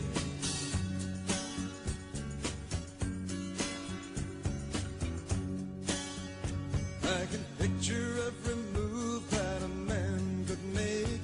Getting lost in her loving is your first mistake. Sundown, you better take care if I find you've been creeping round my back stairs. Sometimes I think it's a sin when I feel like I'm winning when I'm losing again.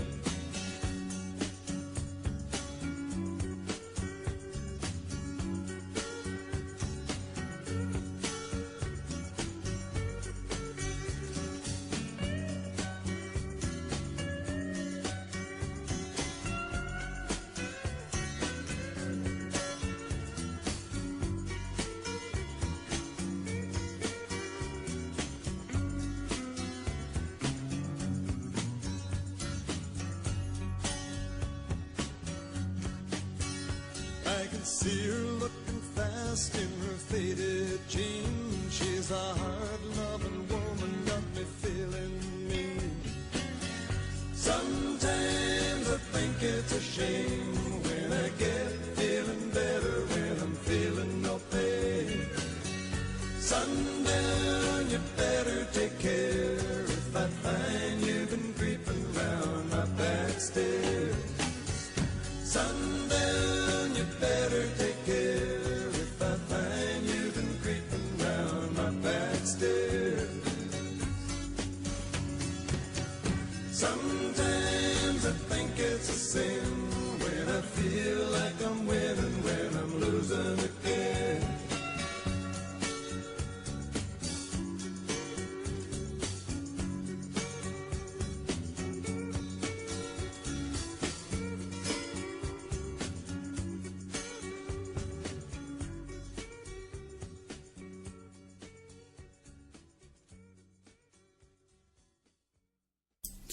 I'm back.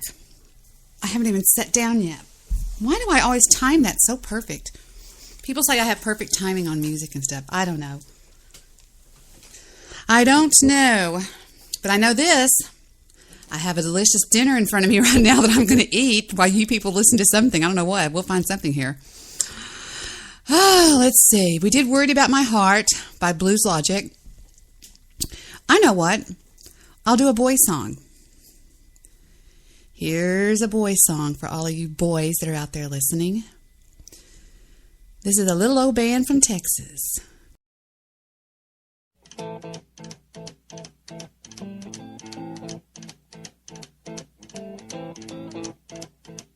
Rumors spreading round United Texas town about the shack outside the game. You know what I'm talking about. Just let me know if you're gonna go to that home out on the range. They got a lot of nice girls.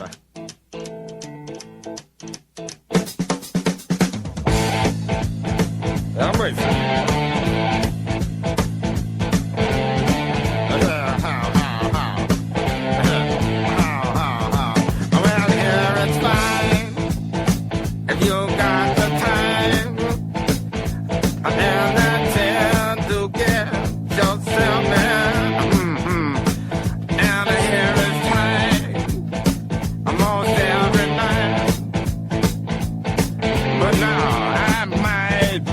Mistaken.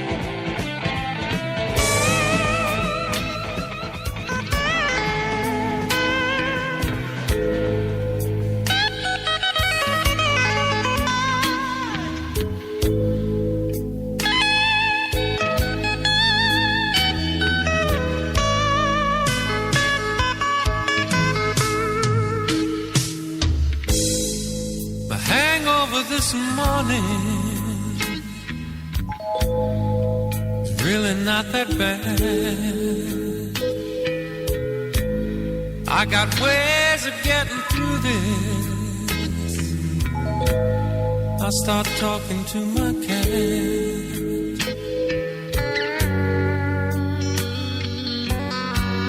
We ain't decided what to do.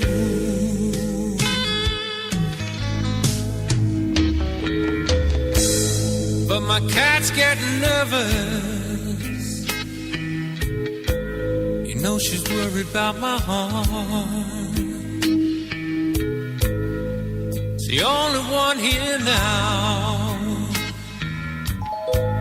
and she's scared it's gonna stop. She has to listen to me.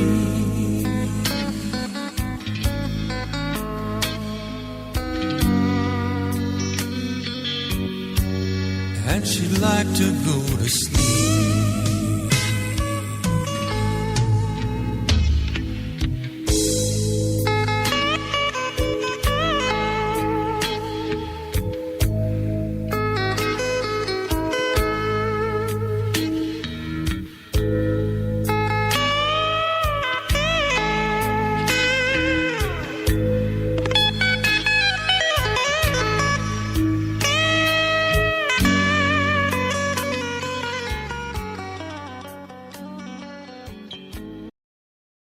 All right, when K-Tap demands my presence, I obey. Why? I was raised by a Marine. I played it earlier in the show, so you missed it, but I still have it open, and it was you were talking on your show, dear K-Tap, about you were talking about it was done several days ago, like over a week ago, 8 days ago. And you said Kev's latest reset show. And in that show, you said, and I re-quote, since you're in the room now. Call it whatever you want, but I'm going to keep doing my shows, and nobody's going to stop me. And I'm not going to deviate in any major way from the theme that I normally go by. But I started thinking about why people attack. Now, if you haven't heard it yet, I'm going to find it right now.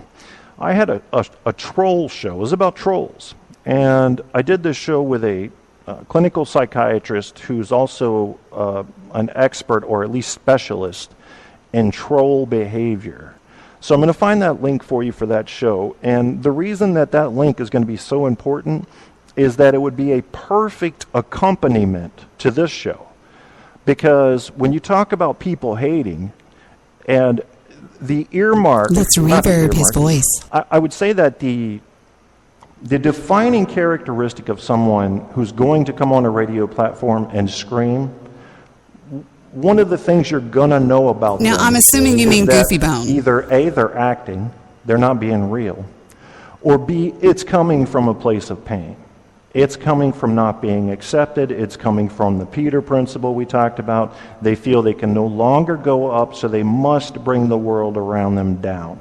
That's not the game I play, folks. The game I play here is about understanding, picking stuff apart, looking into it. I like to focus on people. I like to focus on psychology, not individuals. That's a different story. I like to focus on big ideas. And I think there's a dearth of that. You're in damn right, broadcasting Kev. today. You're damn right. And I believe, I want reverb on my voice. That was an old joke from Blog Talk Radio that I did. I had a girl.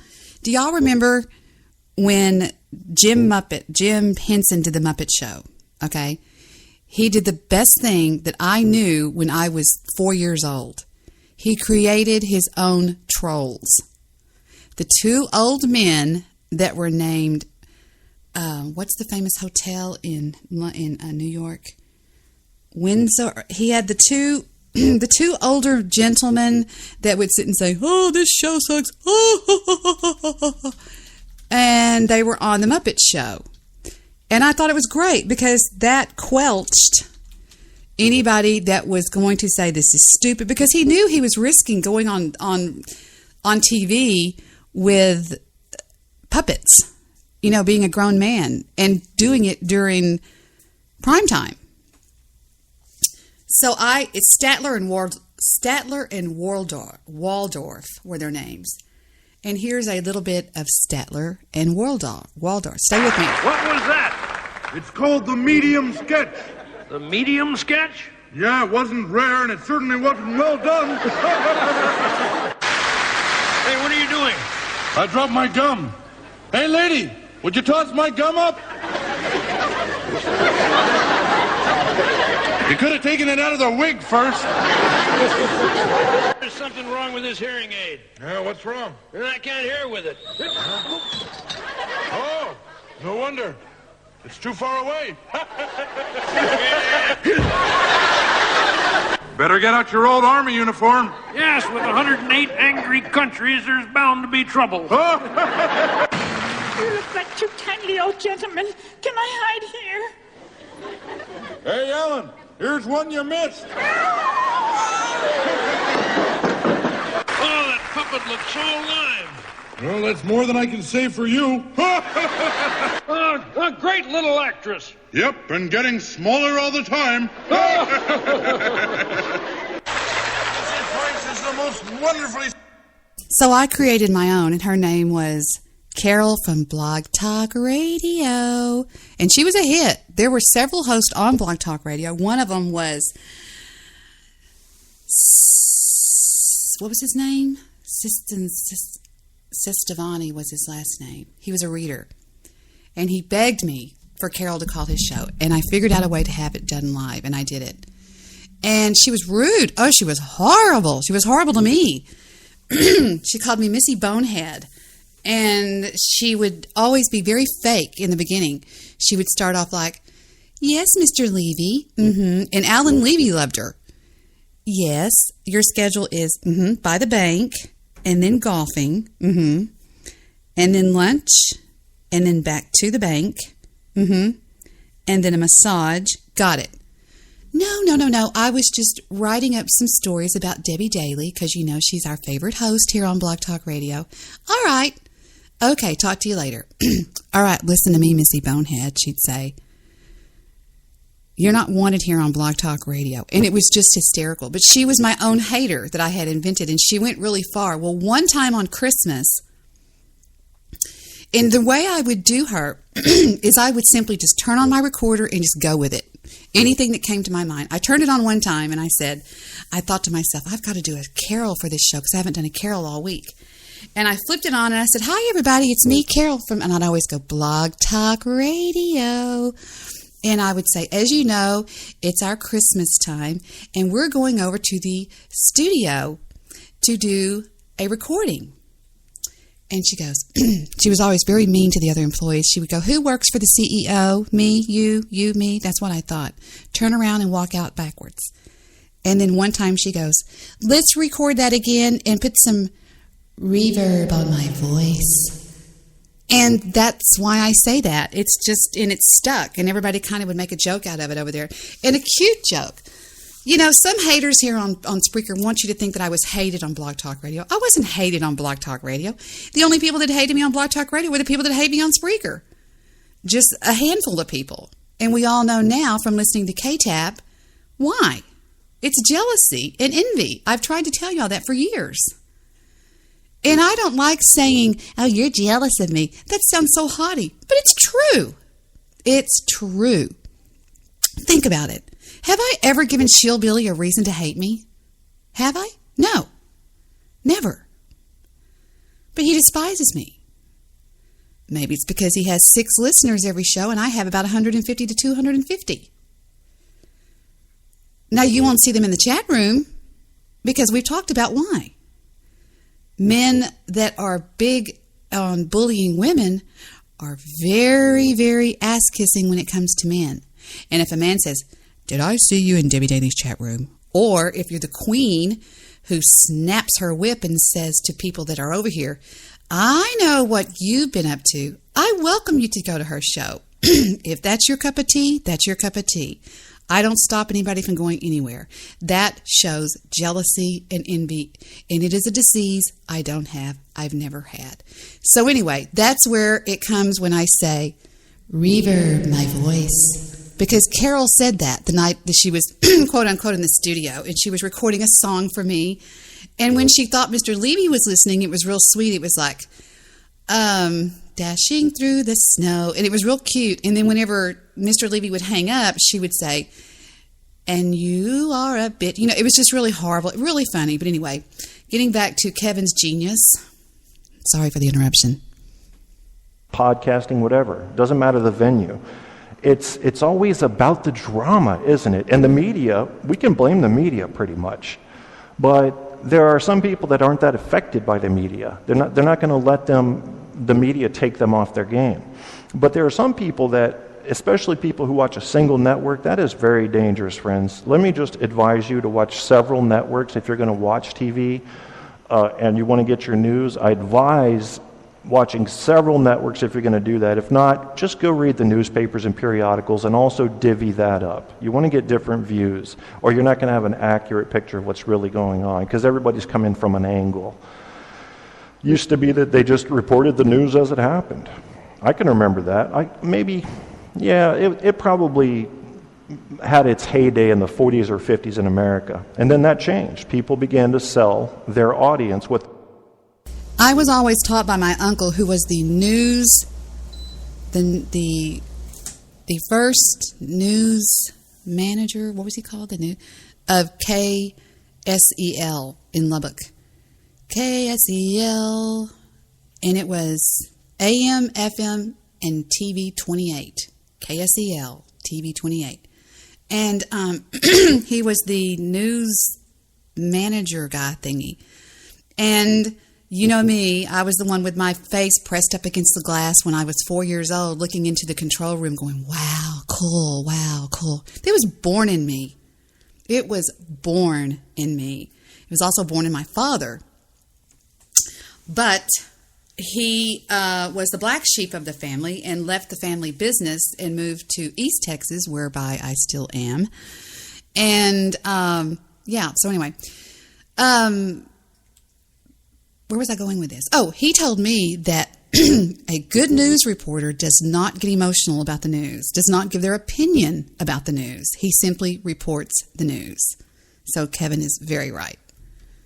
Their audience wanted to hear. That's something I have not done on this show, and I won't do. We talk about big ideas. I want to hear from you and help you. But there's this weird thing going around that I've heard in podcasting where you're not allowed to ban people. Have you heard about that? I don't know what that's about. I don't know what they're trying to say about it. But I've got a doctor here, and while you listen to this, I'm going to find the troll show. And I'd like you to hear what this Dr. Isha, has to say about, in this case, how to handle a jealous coworker. This may not describe all the trolls you'll find on Spreaker, but it's going to be informative. I can assure you of that.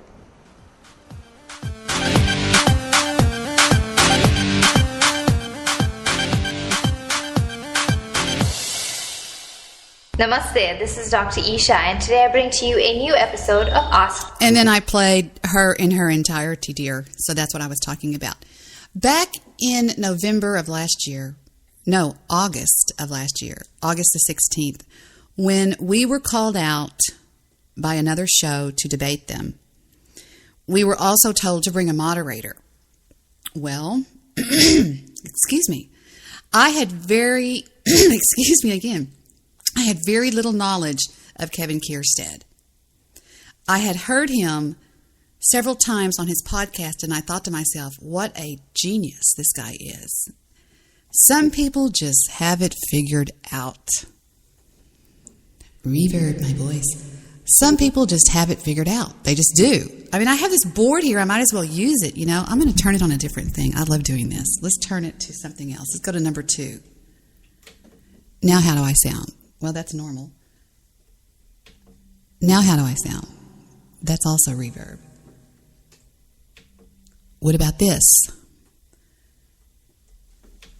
What about that? Well, we'll leave it on that. This is called medium-sized room. Anyway, some people just have it figured out. I'm sure Kevin had it figured out when he was 6 years old, when he was on the Sandlot baseball team. I'm sure he had figured out. And what you have to know in this life, ladies and gentlemen, I hate this sound.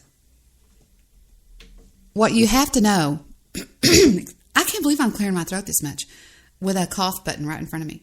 What you have to know, what you have to figure out is dealing with people. That's the key to life. You know, you can kiss ass at your job, you can do this, you can do that, but when you learn how to deal with people, then you've got it all figured out. And that's what I have lived the better part of my adult and child years trying to figure out. I was born into figuring people out when I was given my mother. My mother was, this sounds kind of neat. My mother was a beautiful woman, homecoming queen, married the town sweetheart, the most beautiful man, you know, in the town, and she was very spoiled. Her father was 62 years old the day she was born. He married her mother, who he was 40 years her senior. I kid you not.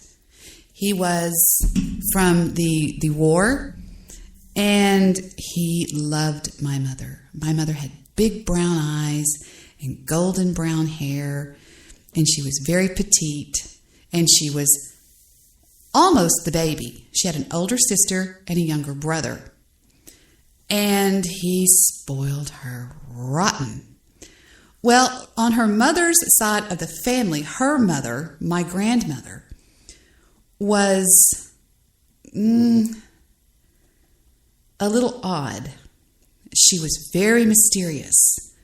She was what some people would call a witch, almost. Not a black witch, but a good witch. She was Glinda, the Witch of the North. And she did have a lot of what some people would call secret powers, so to speak. She always knew when somebody was coming to visit her. She could tell you who was on the phone, and I could kill myself for not getting that phone out of her house, because I collect antique phones, as you know. I have with me right here next to me the beautiful Southwestern Bell 3202, made out of hard plastic, and I love it. But anyway, she had one of those real heavy phones that didn't have a curly Q cord. But anyway, I digress. My mother was an amazing artist. She could draw anything. And in fact, at her mother's house was a poster board where my mother drew Santa Claus and his 8 reindeer. And it looked like something that you could imagine a famous artist would do. Now, somewhere in her family that picture is, because I believe somebody got that picture. Who did? I don't know. However, my mother was born with a seething, and I mean seething, jealousy. Anytime we went to a family meeting, all the way home, she would talk about her this and she that. Did you see her? She. She seemed to hate every woman in the family. And as time grew on, when I was born, well, my father thought I walked on water. Here he had this beautiful little girl with white hair and great big blue eyes and a great big crooked smile, who thought her daddy hung the moon. He wasn't around when I was born. He was overseas. She drove one night, in the middle of the night, on Christmas Eve. She put me in the back seat and my older brother, buckled us in, and she drove all the way to Camp Pendleton without stopping, because she wanted to see my father. She loved my father, and my father loved her until the day they died, and they're buried next to each other right now. But the thing about it is when I was very young, and I'm usually not this open with people here. I'm not this open in real life, so I don't know why I'm doing this. But at a very young age, I learned what jealousy looked like, and I learned what it felt like coming at me. And I knew that I didn't have it, because I didn't feel the way I knew jealous people felt. I knew that. I knew that I could handle anything with ease. That, for example, you've always heard me say, "Woo, is she hot? Woo, she's hot." I mean, I always give women props. There's other women on the network here you'll never hear that from, ever. Because why? It's very easy. It's very common for a woman, which is why I've never really been a great big fan of women. They have jealousy. They seethe with it. It burns inside of them. And I have always done the absolute opposite. And it's always come natural for me. And so having seen that at such a young age with my mother, because my mother began showing at a very early age that she was jealous of my relationship or the love that I got from my father. You know what I'm saying? The attention that I got from my father, because everything should have gone to her. And it was sad. And I thank God every day for my grandmother on my father's side for teaching me at a very young age, sitting me down at her table up on the Cap Rock of West Texas in the late nights, sitting at the table out on the Tahoka Highway. And what is that place in New Mexico that she lived on? Olton. They lived on Olton Route on a big farm. It had cotton, it had soybean, and it had sunflower seeds, sunflowers. And she would sit, and she called me sister. She would say, "Sister, your mother loves you." But she would explain it all to me. And I would say, Nanny, what is jealousy? What does that mean? And she would say, "Sister, some people are born with that." And she explained everything to me. Not only that, she was a saint. And I mean that. She really was a saint. She played the organ in church every Sunday. And my grandfather was so horrible. I'd wake up late and I'd go, "Oh, Poppy, where's Nanny? She's gone to have breakfast with Jesus," he'd say. And I hope to God that somehow or another she got him in there, if there is a heaven. And I want to believe that there is. But, and this sound is horrible. And the thing about it is, how about that? Is that better? The thing about it is I did learn at a very, very early age the experience of jealousy coming towards me and what it looks like. And I knew that when people began to quote unquote hate me, and I didn't even know them. I don't even know them. Like, why would Trevor Cody hate me? He hates me. I don't even know the man. I mean, tonight I exposed him, but that's just me firing back a little bit. That's me firing back, and I know I shouldn't. And I know I shouldn't. Wait a minute. And I know I shouldn't. Hey, listen how this sounds. This sounds cool. Good afternoon, ladies and gentlemen, and thank you for shopping at Walmart. We have a young boy up here at the counter. He goes by the name of Trevor. He is missing his mom. If you have missed a little boy named Trevor, please come to Register 7. And thank you again for shopping at Walmart. I'm trying to be funny and I'm not. But, and so I just want to say tonight, in the absence of my dear, loving Mr. Midnight Movie, who said on Twitter today, "This is the girl of my dreams."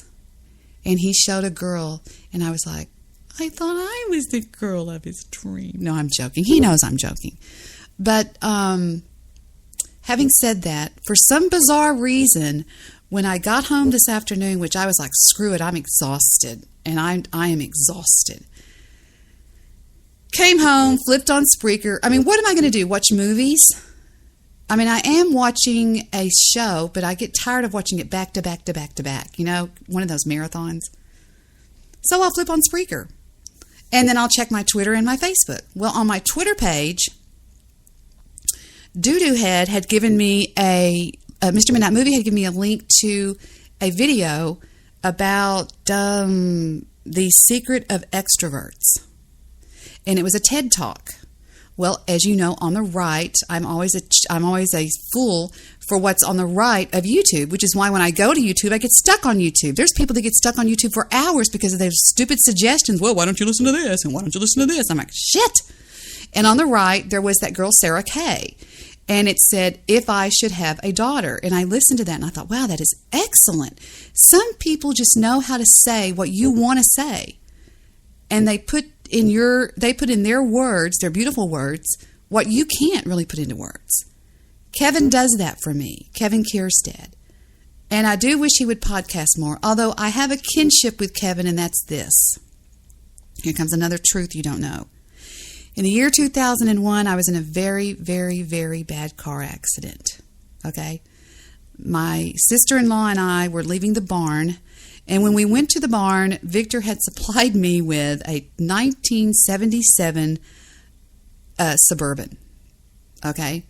It was an old beat-up Suburban that he had taken in on bond. And anyway, so we had to drive that to the barn because the barn would trash out my Toyota Avalon, or her Mustang wouldn't get in and out of there because we had to go over some dirt roads. And we left the barn one night after feeding the horses and turning them out and doing everything we had to do. We leave the barn, we turn right on Collins Road, and there one red light in Sunnyvale. It sits at the corner of Collins and Tripp. It's the only red light in Sunnyvale, Texas. We pulled up to the red light, and I look over at her. Now, having been in a 77 vehicle, there were no headrests. I look over to my right, and I said, did you want to go to Texaco or Fina? At that moment, I hear, bam! The next thing I know, I'm waking up, and there's an EMT officer looking down at me going, Debbie. And when I woke up, I felt a hot liquid in my neck. And a Garland school teacher had knocked us 45 yards through that red light. She was just doing something and didn't know what she was doing, and she hit us and she knocked us. And when I was looking over to my right, it snapped my neck to the right. And if you saw me in real life, in person, I can't turn my head to the left very far. And I have scar tissue on the right of my neck. It affected my thyroid problems. I've always had Hashimoto's disease. I was diagnosed with that in 1952, we'll say, okay, in 1888. I mean, I've had it all my life. And it also affected that. But I hear him talk about pain, and I hear him talk about his back. I also gave up pain pills. They had a grip on me, like they had a vice grip around my life. I would go everywhere I went. I was counting pills. Do I have enough? When is my refill? Am I doing? It was maddening until one day I said, "That's it. I've had enough. I've had enough." And I'll never forget it. It was one day when my daughter was sitting in the living room with a friend of hers named John. And I said to her, "I'm going to go to the doctor. I will be home in a little while." And she goes, "Mom, don't take the car." We were sharing a car. And I thought to myself, if I didn't have to go to this frickin' doctor to get this stupid refill, I could have left her the car because something happened after that. Nothing bad, but she missed doing something because of that. But that was the last time I ever went into the doctor and asked for a refill on my pills. And that was, I'm proud to say, 6 years ago this year. It was in the year 2004 or 2000 and something like that, 2003, something like that. And so right now, I am in so much pain because what it did is it affected me two ways. It broke 3 bones in my neck, and it dislocated on my cervical, what is that called? Not thoracic? I forgot what it is. But like the number 7 something vertebrae, it dislocated the rib from it. And I can't take a deep breath sometimes. And it just does this sometimes when I have to be careful when I'm working out, lifting weights, because I can pull it that easy. Because what happens in my case is the muscles try to move the bone back. They try to correct it. And so my muscles have gotten very hard in my back and in my neck. And I'm having a very bad day today. And I know that there's times he doesn't feel well. There's times I don't feel well. Like tonight, I'm really tired. I don't feel all that well. So I feel a kinship with him with that. And I've told him before on Facebook, one of the best things that I do when I'm in a lot of pain is this. It's very cheap, believe me. You get, you know me with words, you get Epsom salt. And you run a bath in your bathtub. And you get that Epsom salt and you put like 3 cups in there. I mean, boom, boom, boom. You stir it up and you sit in it.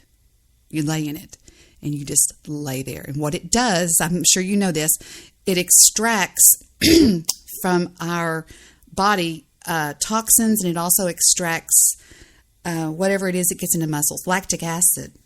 And it's amazing when I go to sit down in the bathtub, how different it looks when I'm going to get out of it. Because when I'm going, thing, I just kind of pop out of it. And it works like a charm.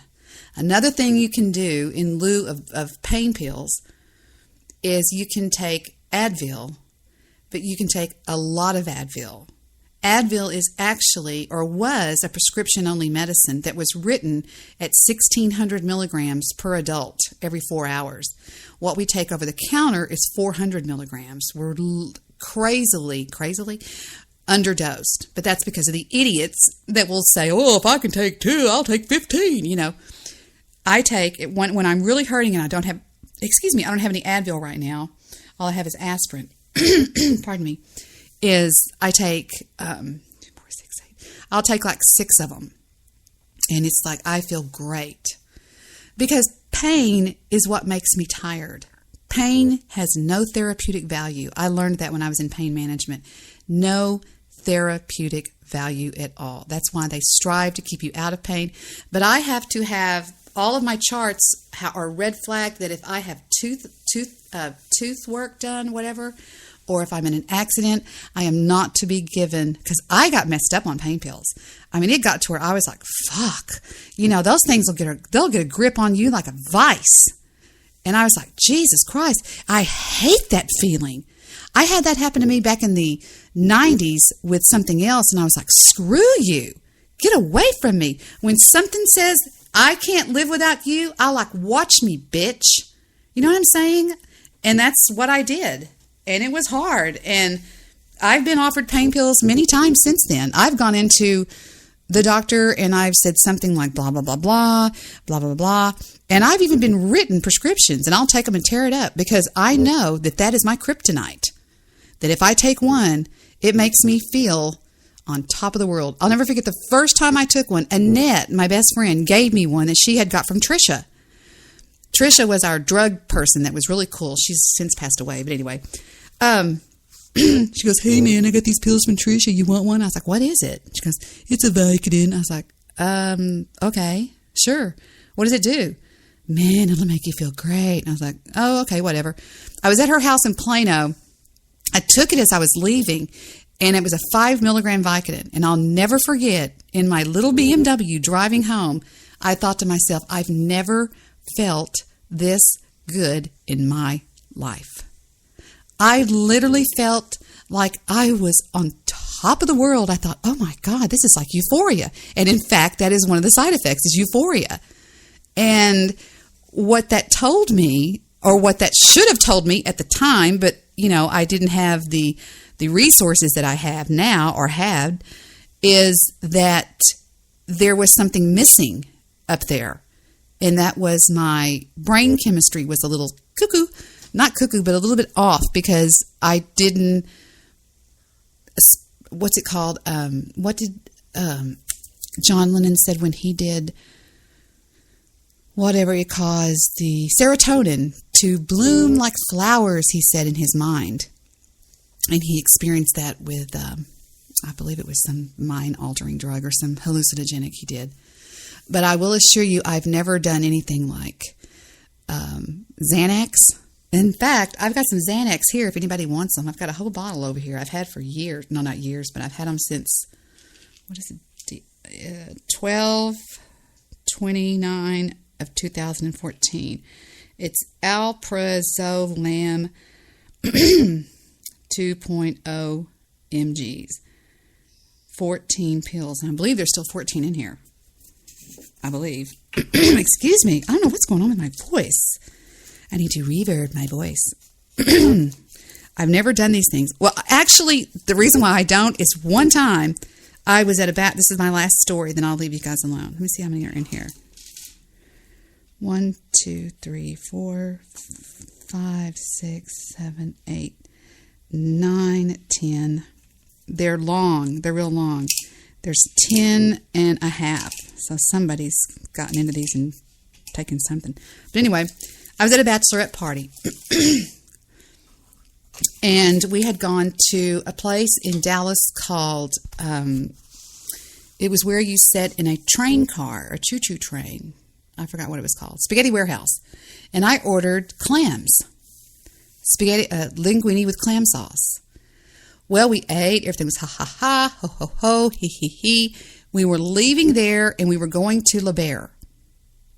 When I got out of the car to walk into La Bear, I thought, what the fuck? And all of a sudden, the parking lot was spinning. My mouth was watering. My stomach was wrenching. Everything went berserk. And I said, oh my God, I can't go in there. There's something horribly wrong with me. I am sick as a dog. And I jumped back in my car. I made it home just in time. Victor was there. It was not a pretty picture. It was so bad. Fufu's drinking water. Can you hear her? Listen. She's a hound dog with great big ears. But anyway, it was so bad that Victor called my OBGYN in a 24-hour call, and he called the service. And I couldn't stop heaving. I was going like that, and there was nothing coming out. I mean, it was unbelievable. I could not stop. He said, get her to the emergency room, and I'll call the emergency room and tell them you're on the way. Okay, we go to the emergency room. Victor had the babies, okay? And they were cranky. They were crying. I said, Victor, just go back home, and I'll call you, okay? Here's the truth. My father worked late nights at the bond office. He was our manager for 7 years, and it was the best thing that ever happened to us. He ran it like the Marine Corps. And I had my cell phone with me. All I know, and this is the story that's told, is the doctor had come in earlier and given me an injection. And my father said, the bond office phone was ringing, and he goes, bond office. And I went, Dad, can you come get me? I'm scared. And he goes, where are you, Deborah? I'm at the hospital. And that's all I know. That's all I remember. I swear to God, I woke up, this was on Saturday night. I woke up Tuesday morning. I never lie. I woke up Tuesday morning and I said, oh my God, I've got to go to work. I was working part-time at a law firm on Tuesdays and Thursdays at a law firm. I swear to God, because I took the babies to Mother's Day out. I took the babies and I went to work. I was in a dream state. I would hear a voice go, Debbie, line 4, and I would look over, and the mouth on the person that said it was just now moving their mouth. I mean, it was like bizarre. It was like I was in dreamland. And finally, I kid you not, the next day was Wednesday, and I still felt it. By the time it was Thursday, it had worn off. And that's why I'm scared to death of Xanax, because I found out he had given me an injection to stop all this craziness that was going on. I mean, I was in convulsions practically. I mean, my body rejected that clam like it was like DEFCON 4. It was like, ring, ring, ring, ring. I mean, it was horrible. And the babies were asleep when I got home, and I was just, go get the babies. We got to go. And when I say babies, we had babies like back to back. The reason I say babies is because when Heather Michelle was 9 months old, I found out I was pregnant with Steven. He was our little accident. So you can imagine, I had 2 babies in diapers, 2 babies that were still on the bottle. And it's just really weird because I bonded really with Steven, because anywhere we went, I would say, you get that one and I'll take this little baby. And it was just really a weird deal. But I've gone on too long, and I'm probably boring you to death with all this bullshit. K-Tap is right about everything he said on that show. I'm going to pay more attention to his shows, and everybody else should. You know, some of these idiots on here go, down here in my chat room, Willie, Queen Tard, or some of that crazy shit. And then there are people on here that actually give you jewels and things that you can take with you and share or keep with you, and that would be Kevin Kierstead. And a few other ones, but Kevin is one of them. So, let's finish with Mr. White, All Hail Mr. White, his song, and I will see you guys the next time I do this. And I miss you, Mr. Midnight Floovies.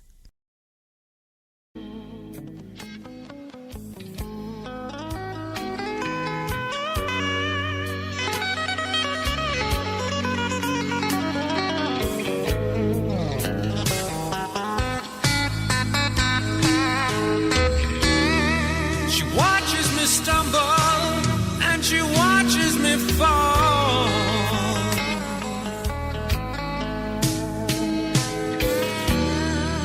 When it's all over, you know she joins me on the floor. I've always been the type of person where I never had any worries or stress.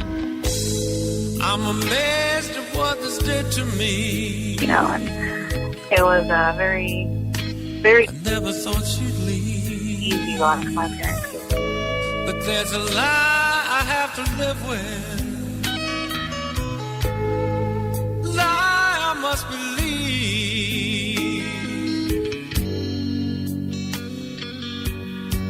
I can still hear her screaming why.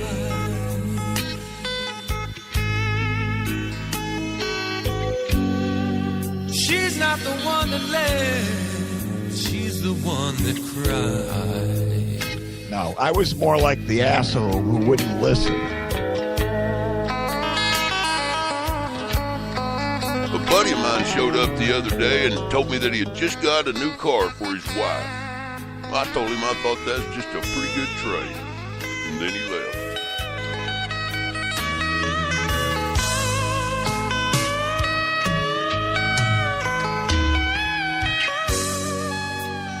Until people can understand that Jesus, doesn't matter what caller you want to say he is, he's all callers, because he's our commander-in-chief, not Obama, not that fucking piece of shit. Jesus. And Obama thinks he's our Lord and Savior.